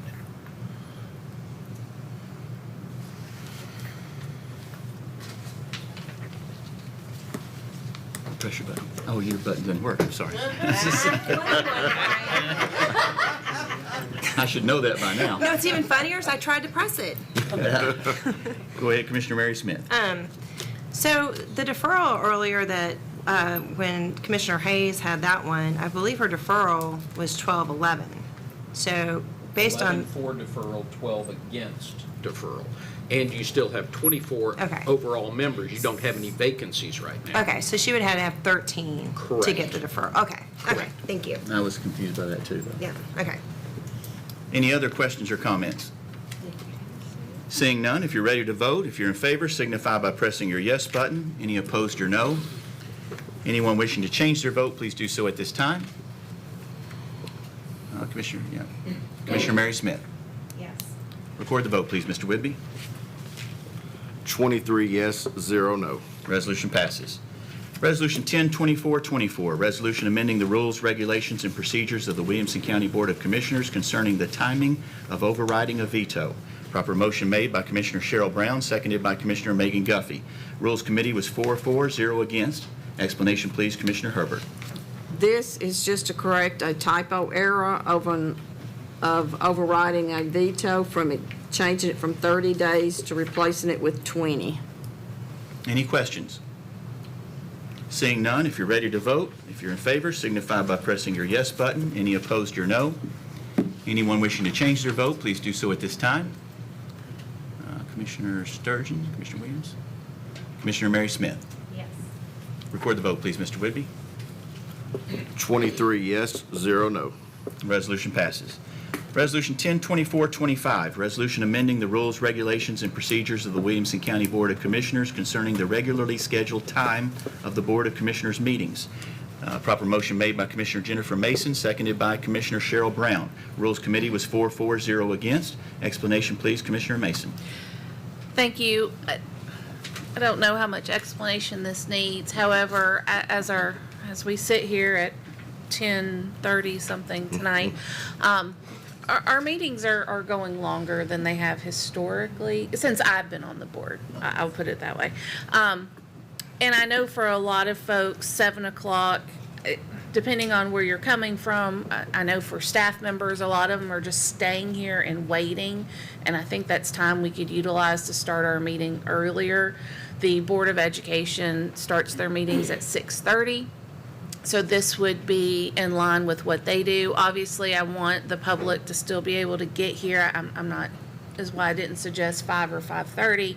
But I do think that 6:30 would be in line with what the county's already doing with the Board of Education, just to start our meetings a little earlier for those of us who start to kind of shut down after 10 o'clock, for our staff members that stay here after work and wait out, for the audience that's just enthralled to be here at 10:30 at night. And for members of the public, I see them, they kind of start trickling out as the night goes on and on and on, and we're losing them because we're going so late. So I have suggested that we alter our start time to 6:30, and I would ask that it go into effect for our January meeting starting in 2025. I have a question from Commissioner Webb. Thank you, Mr. Chairman. I appreciate what is the Rules Committee is suggesting here, but because we have people that work different times, some people get up and go to work at 6 in the morning, some people go to work at 9 in the morning, so it's very hard to find one particular time. So, saying that, I think 6:30 is a good point, but I would like to propose an amendment that we change this from 6:30 to 6 p.m. And so that's the amendment I have, Mr. Chair, to alter this to 6 p.m. I have a motion to amend the resolution to 6 p.m. Do I have a second? Second. Seconded by Commissioner Stresser. Any questions or comments on the amendment? Yep, and in the meantime, I have a question from Commissioner Lawrence. More of a comment. I just think there's a lot of people that work in Nashville. And if you try to leave Nashville, if you've been in Nashville downtown, if I have a meeting in Nashville, I try to get out there by 3:30, because anytime after 4 o'clock, you're going to be stuck in traffic. So I would be concerned about those people being able to get to the meeting. If there's residents that want to be here for the meeting at 6 o'clock, that would be a little early. Commissioner Webb, you've already spoken, so Commissioner Ricky Jones. Maybe this is a question for staff. Would this be any problem for any of the staff members here? No, 6 p.m. Okay. 5 below. Yeah, Commissioner Webb. Just to reference Commissioner Lawrence, I worked 25 years on West End, and he's correct. It's an hour commute, and maybe more now. And those of us that serve on these legislative bodies, whether it be the city of Brentwood, as I did, or the county commission, we adjust for that. And so a 6 p.m. meeting worked fine, because, as you know, many times we have 4:30 committee meetings. Those are the bears, the 4:30 committee meetings, because you end up leaving an hour and a half early. So 6 p.m., from my experience, is a good compromise. We can get out earlier, as Commissioner Mason originally proposed, and then if you are in the city, then you still have typically an hour or an hour and a half to get here, which I found was reasonable. So I appreciate Commissioner Lawrence making the comment, but my experience is you can make it. Commissioner Megan Guffey. I also appreciate the intent, but my question is, are we not just adding an hour to the meetings? I mean, there's no cap at the end. And it seems to me that, you're just adding time onto the meeting that could go into perpetuity in any case anyway. So was there a discussion about an end time? Go ahead, Commissioner Mason. There was not a discussion about an end time, but by starting early, you actually kill some of the dead time that staff is just lingering around the halls waiting, so at least it can be more productive because we get the meeting starting a little earlier. I'm sure there are a couple that maybe try to run home, but the majority of them are here just waiting for this meeting to start. Commissioner Tunnicliffe. Chairman, am I correct on this? The Planning Commission, they have their meetings at 5:30? Is that correct? I believe that's correct. and they have plenty of people that show up and speak, so I'm not worried about that. And talking to a lot of staff and those that work here and live in Nashville or north of Nashville, I think they would greatly appreciate the ability to get out of here an extra hour earlier. Commissioner Richards. This is just a question for legal counsel. As far as the end of the meeting on any county commission meeting, we have to finish all of the business before us, correct? Correct. I mean, you could not put an arbitrary deadline on it that would restrict the ability to perform your duties as a commission. Okay, thank you very much. Any other questions or comments on the amendment? Seeing none, if you're ready to vote, if you're in favor of the amendment, which would have us starting at 6 o'clock, starting with our first meeting of 2025 in January, signify by pressing your yes button. If you are opposed to that, signify by pressing your no button. Anyone wishing to change their vote, please do so at this time. Commissioner Mary Smith. Yes. Record the vote, please, Mr. Whitby. 17 yes, 5 no, 1 abstain. So the amendment passes. Do we need to go on to the resolution? As amended. Okay. So now we're voting on the resolution as amended, changing the start time from 6:30 to 6 o'clock. Any questions or comments on that? Seeing none, if you're ready to vote and you're in favor, signify by pressing your yes button. Oh, they need to load it.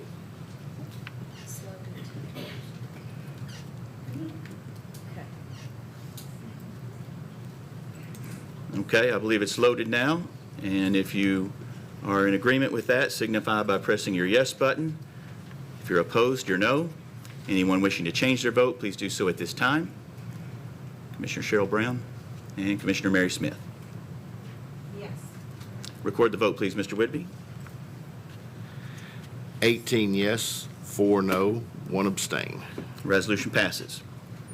Resolution 10-2426, resolution amending the rules, regulations, and procedures of the Williamson County Board of Commissioners concerning the location of the Board of Commissioners committee meetings. Proper motion made by Commissioner Tom Tunnicliffe, seconded by Commissioner Cheryl Brown. Rules Committee was 4 in favor, 0 against. Explanation, please, Commissioner Herbert. This is to make the rules where any committee meetings will be located here at the administrative complex and not at random places throughout the county. If someone would like to take a tour of the jail, they still can do that. They'll just have to notify the mayor's office so they can send out notice. Any questions or comments? And also save staff from having to drive and use their gas elsewhere. Commissioner Torres. Thank you, Mr. Chair. And I guess the question I had is this eliminating the committee's chair's ability to choose an alternate location? I think that was the concern that I had, because, and it's mainly just because one committee member can object versus having some sort of majority or 2/3 of the committee to approve it. Correct. So, As I understand it, the way the resolution is written, a chairperson could still request that a committee meeting be held off-site, but it would require the agreement of all committee members to move that committee meeting off-site. All. But Commissioner Torres, as I said, if someone wanted to have a meeting off-site, they can still do that. But it'll have to be like a special meeting, and they have to notify the mayor's office to do that. So it doesn't eliminate that if you wanted to go visit a certain area. It just, the committee meetings will be held here, where everybody in the committee is not obligated to go off-site. I guess I'm just trying to figure out what we're solving for and why we need to codify it in the rules, because it doesn't seem like it's a regular occurrence. So, as written, I won't support it. Thank you, Mr. Chair. Commissioner Lawrence. Yeah, that was my concern with the resolution. We don't do anything by 100% on this committee. It's always either 2/3 or simple majority. Basically, this is requiring 100% of the committee to approve the ability for a chairman to move the meeting off-site. We did have a couple of meetings off-site this year. Both of those meetings were approved by the chairs of both committees that met and the mayor's office. They were all cleared through the mayor's office before they were set up. And there was good reasons for doing that. We are faced with an unprecedented opportunity right now, given what the commercial office marketplace is giving us to purchase buildings for less than half of what you can build them for. And in addition to that, it's far less than what we could have bought them for 5 years ago. So, Try to make your questions or comments germane to the resolution if you could. okay, well, I was just expanding upon the reasons for the meeting. So I don't want to tie the hands of a future chairman of a committee or the mayor's office if they should so choose to move a meeting for whatever reason they specify. I trust the chairman of the committee, I trust the mayor's office and future commissions to make those decisions, and I don't want to tie their hands to say, no, you can't do that. Commissioner Tunnicliffe. Yeah, I don't think the intent was to stop from I'll call it a field trip, I don't know what else you'd call it, to go to the Verizon building or the Primus building, wherever we went. I think it's to limit commission-called meetings, official committee meetings, which at some point may get recorded. Then we're going to have to figure out how we're going to record those remotely. I think it's fair to keep it here for staff. I think it's fair to keep it here for security if we need a deputy at a meeting. I like them being here. It's easier. Everyone knows how long it takes to get here. They know where the meeting is. I know several had trouble finding where to go into the Verizon building.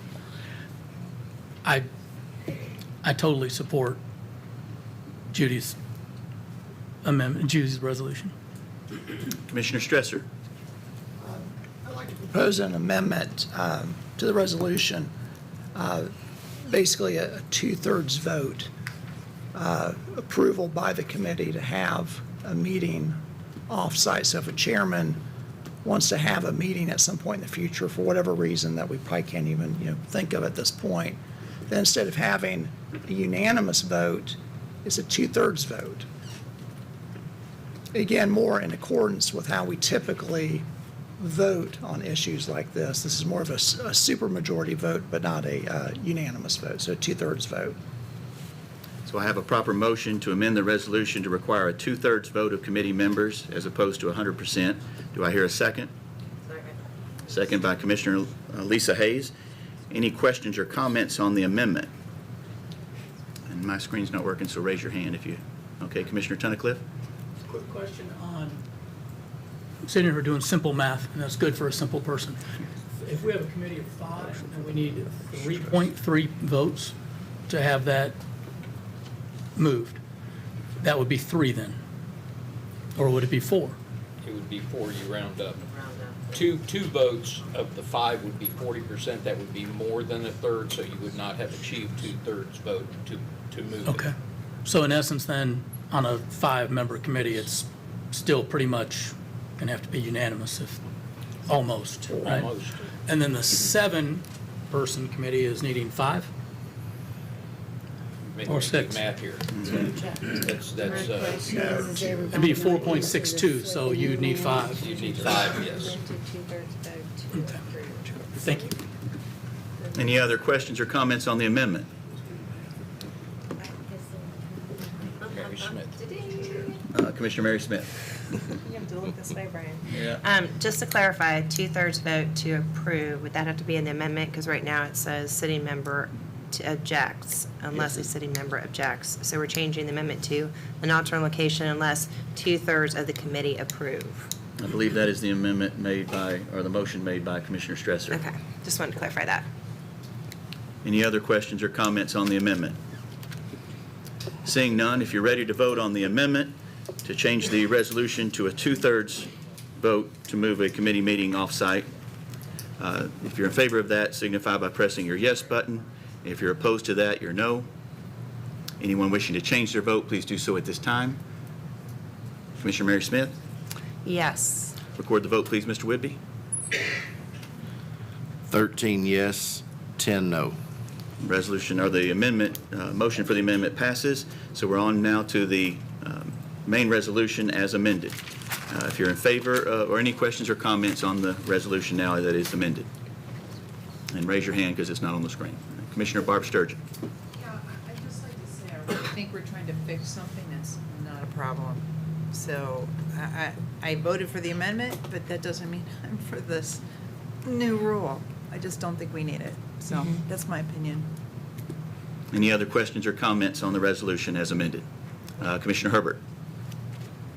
I do consider it a problem, because when I had to drive to those other buildings, it took me a lot of extra time. The staff took extra time. I don't understand why we should have a committee meeting at a random place out because someone decides to do. I do not think that's fair to the rest of the commissioners. And it's never been a problem before because it's never happened until this year. No, I've had other people complain too. Okay, let's not keep your questions to the chair if you could and your comments. We now have a question from Commissioner Mary Smith. I just wanted to make a comment. I would say that the last meeting we had at the Verizon building was very, very well attended, and there was a lot of feedback from the community for they appreciated the transparency, and they appreciated being able to come and listen, not only listen to the committee meeting, but also listen to some of the challenges we're facing. So I just wanted to make that comment that from the public, it was very positive feedback. Commissioner Hayes. I want to again voice what many of others have said. I don't see there's anything broken. I think this is such a unique situation, and we do have an obligation to our constituents to do the most we can to try to save tax dollars on this enormous project that we're about to endeavor upon. I think it's our obligation, and yes, we are inconvenienced. I mean, it took me a minute to find it too, but to me, I have to face my constituent and say, I'm sorry, it was inconvenient, I didn't go. To really consider what cost savings I could have for you and as a taxpayer. I just personally have a hard time saying that. And, you know, there are meetings for the cases at 4:30 that are very difficult for me, but somehow I managed to make them.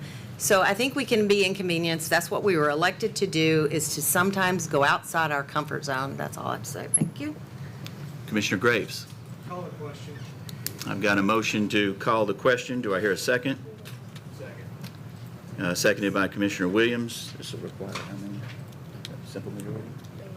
Okay, this requires just a simple majority, and we'll do it by voice vote. No, I think, I'm sorry, I think the question's 2/3. 2/3? Yes. That sounds right. Okay. How do we need to?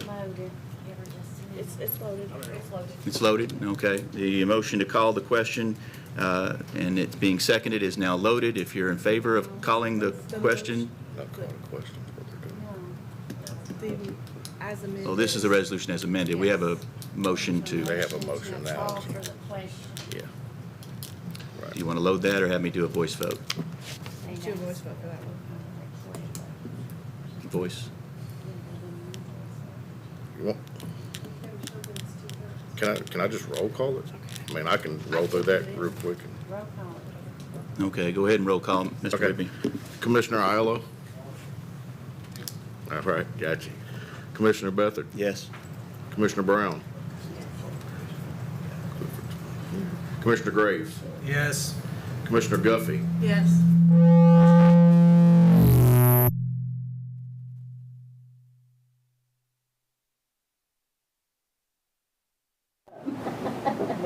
Okay. Commissioner Herbert?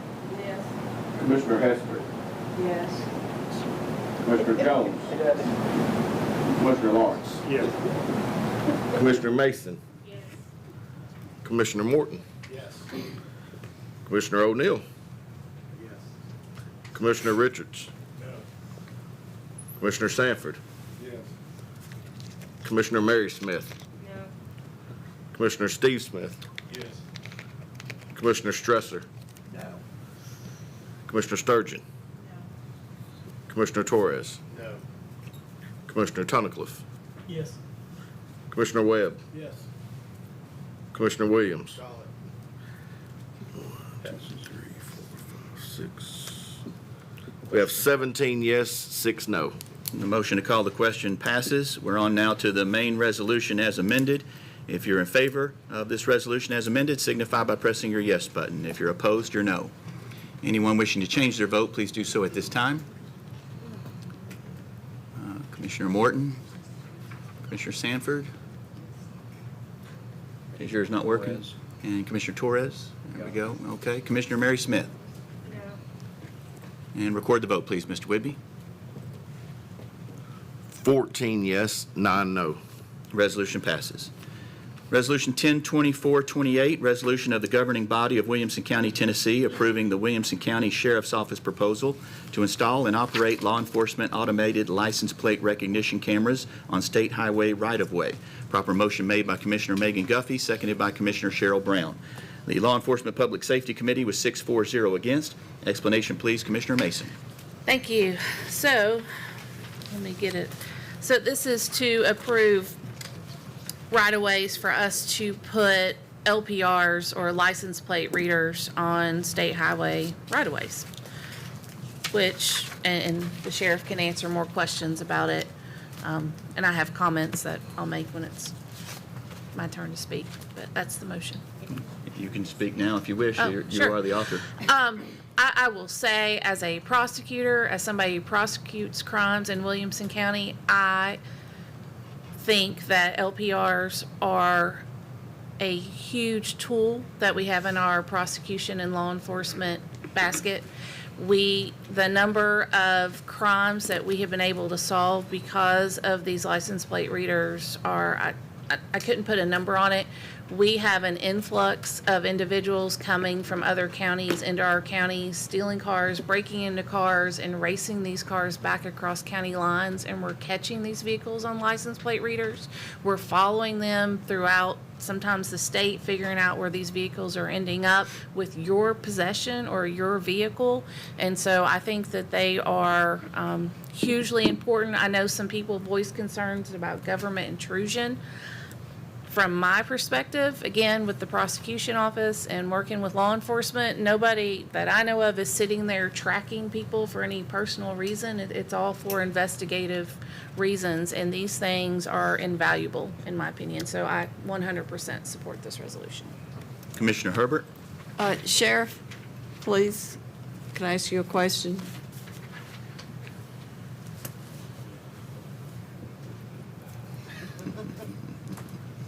I've had someone in my district contact, and they were very upset with this because they thought that the tapes were going to be given to second and third parties. And so can you just give an explanation what happens to these tapes? Current vendor we use, we own the data. We do not share that data with anyone outside of law enforcement. We can approve requests from other law enforcement entities, just as Commissioner Mason was talking about. These people are not confined to Williamson County. They're traveling to other jurisdictions. So if they hit a license plate reader in their jurisdiction, then we have access to that information as well. You can't live in a bubble. You can't just confine it just to Williamson County. So we have to have that compatibility as well. That information is not shared. We own that data. It's not subject to open public record because it's not part of the Freedom of Information Act. And does that answer your question, or do you have Yes, it any? does. Thank you. Okay. Commissioner O'Neill? This is an area that I have a lot of experience in. We utilize these in my former job all the time. We've solved multiple international burglary crews, murders, car burglaries, all kinds of different thefts, warrants on people, stolen cars. It's a daily occurrence. The only people so far that I've seen that's against this are people that don't want us catching criminals. And they don't understand, and I understand that part of it. They don't understand what it's used for. And there's a lot of misinformation. This is not facial recognition. This is only hitting on license tags that are connected to cars that are that have criminal activity connected to them. This is a tool that is the jurisdiction to our north has been fighting very hard not to use because they don't want to use it to catch criminals, and the law enforcement there has been fighting very hard to be able to use that. There's a lot of information and protections that have been put into the statute to protect information from being used and people's private information from getting out. We worked very hard with the state legislature to make sure that was the case. And if anybody has any questions, I could probably answer some because we use these every day. I would note that also, we're not randomly running these or looking at these tags. Not that we have the luxury of time or resources to do that. We're talking about millions upon millions of tags that are captured daily. And the only way we're using these is retroactively to look at a point and place in time if we have a tag number as a suspect. And that will help us to develop a lead that we might not otherwise have in solving a case. Now, if the vehicle is stolen and it's entered into NCIC, it automatically goes into that database, which alerts us in real time. So if a vehicle passes one of these license plate recognition cameras and it's entered as stolen, we're going to get an alert immediately and hopefully be able to stop and arrest the driver of that vehicle if we're driving a stolen vehicle. That's the other huge benefit. We have there's a procedure in place to where we have to have a reason to go in and look at those tags, and we will log a case number, and so that there is an audit trail of when we do that. We're not just doing it haphazardly. Obviously, bad people do bad things, and I get it. But when we own that data, that responsibility falls on me. And if my personnel use or misuse that technology for any purposes outside of what it's intended to be used for, then they will have to deal with me. Well, can I just add too, it's also a criminal offense because it could be misuse of their position. So not Absolutely. only is it a situation where they could be facing consequences as an employee, but they can also be charged criminally. Absolutely. Commissioner Sanford, and then I'll go to Commissioner Mary Smith, who raised her hand. I just want to say we installed these in Black Hawk in my neighborhood, and we share that information with the sheriff's office. It's been instrumental in, we've had some vehicle break-ins and even a break-in in a home, and those licensed LPRs have been instrumental in capturing those people pretty fast. So I fully support this. Commissioner Mary Smith? Yeah, I just want to say thank you for all the information that you provided to me. Obviously, there are, I did kind of just a loose poll of my constituents, and obviously everyone who has any sort of involvement with law enforcement are big fans of these. I think you answered a lot of the concerns I had with regards to data privacy, data retention, data encryption, and also just wanted to share that also Sheriff Hughes sent me information from the vendor, Flock. The vendor sent me their data governance policies, which were, somebody looks at these quite a bit. They were really good. And the data is stored encrypted at rest. And so there's pretty significant procedures that you have to go through to even be able to get access to it.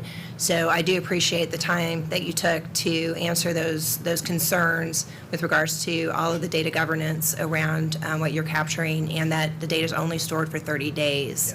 And then it is purged. So I think that was another concern too, with how long the data is kept and then who has access to it. One other point too that you did clarify is that this is a grant from DHS, but there are no strings attached. This data is still ours. They won't be coming to ask for access to it either, so I appreciate you clarifying that. To your point about the vendor, we currently only have one vendor with our cameras here in Williamson County, and that's Flock. But we are probably going to look at another vendor, Vigilant, who also provides the same technology, but the procedures and policies would be consistent with the vendor that we're using now. I'm familiar with the other vendor. I think competition's a good thing. It helps us with price, and it shows that we're doing our due diligence to try to get the best technology at the cheapest price. Commissioner Hayes? Hi there.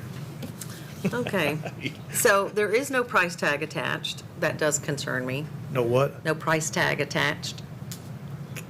I heard it's. You're talking about, this is grant funds that we're talking Right. about for this resolution? It's just still, so we don't have to do any matching, there's just no mention of dollars, and right now I'm very conscious of dollars. Yeah, no matching dollars, right? Okay.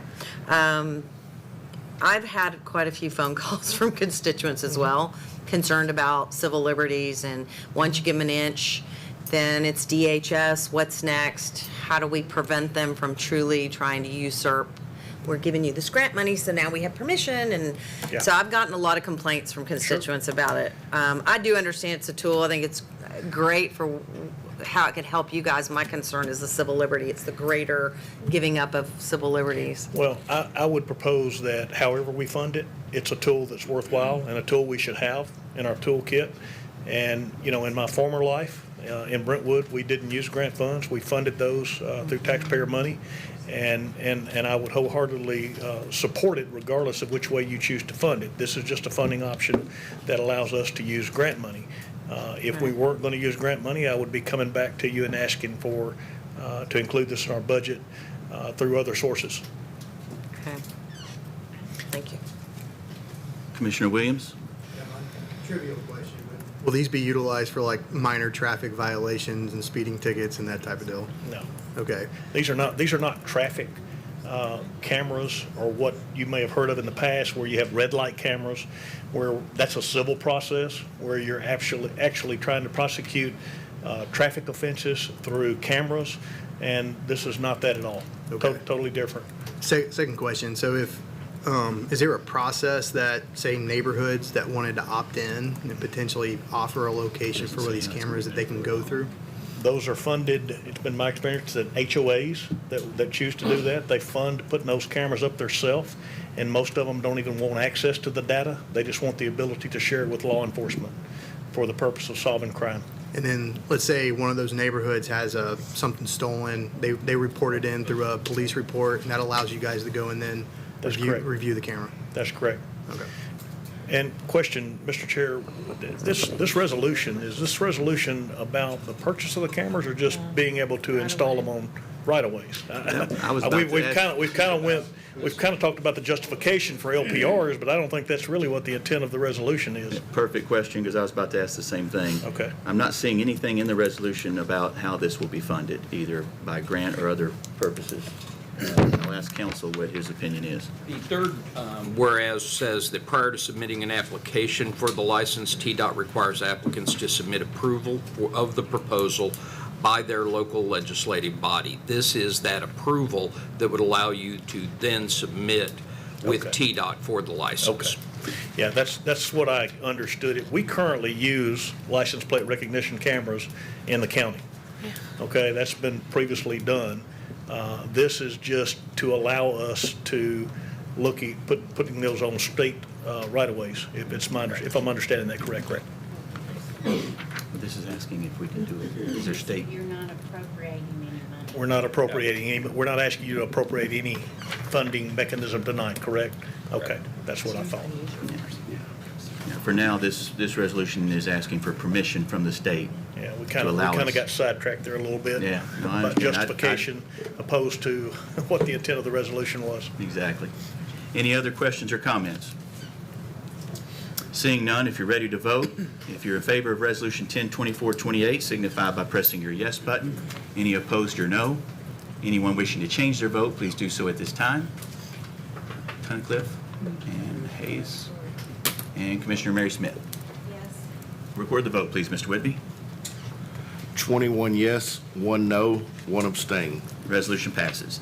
Resolution 102429, resolution authorizing the Williamson County Mayor to execute an intergovernmental agreement with the Metropolitan Government of Nashville and Davidson County. Proper motion made by Commissioner Megan Guffey, seconded by Commissioner Tom Tunnicliffe. Law Enforcement Committee was 6-4-0 against. Budget Committee was 4-4-0 against. Explanation, please, Commissioner Mason. Thank you. This is for an interlocutory agreement with Metro Government of Nashville and Davidson County involving grant funds for the ICAC Task Force, which is Internet Crimes Against Children. This is the task force that looks for crimes against children on the internet, and I won't go into details about that, but we utilize it, I know, with our Sheriff's Department. We have an ICAC Task Force team, and we actually have quite a few people that are charged with internet crimes against children in this county. So. Any questions or comments? Seeing none, if you're ready to vote, if you're in favor, signify by pressing your yes button. Opposed or no? Anyone wishing to change their vote, please do so at this time. Commissioner O'Neill? And Commissioner Mary Smith. We got one more. Still have another resolution. Record the vote, please, Mr. Whitby. 23 yes, 0 no. Resolution passes. And for our final resolution this evening, late filed Resolution 102431, resolution authorizing the Williamson County Mayor to enter into an interlocal agreement with the City of Franklin for the allocation of potential grant funds. Proper motion made by Commissioner Cheryl Brown, seconded by Commissioner Paul Webb. No committees met on this. Explanation, please, Commissioner Webb. Mr. Chair, this is a grant that, in order for us to get the grant, we have to share with the City of Franklin. It benefits both of us. If anyone has a question how we'll use it, it's my understanding that the sheriff at the jail is going to use the county's share of these funds to go digital with reports that are going to use signature pads, which will help them be more efficient at the jail. But we are the fiscal agent, so we need to approve this so both we and Franklin can benefit from the grant. Any questions or comments? Seeing none, if you're ready to vote, if you're in favor, signify by pressing your yes button. If you're opposed, your no. Anyone wishing to change their vote, please do so at this time. Commissioner Mary Smith. Record the vote, please. Mr. Whitby. 23 yes, 0 no. Resolution passes. Just one last reminder that next month we will meet on Tuesday evening instead of Monday, so please mark your calendars. As always, I want to thank the sheriff's deputy and the sheriff for being here through the duration of this meeting. Is there any other business to come before this board?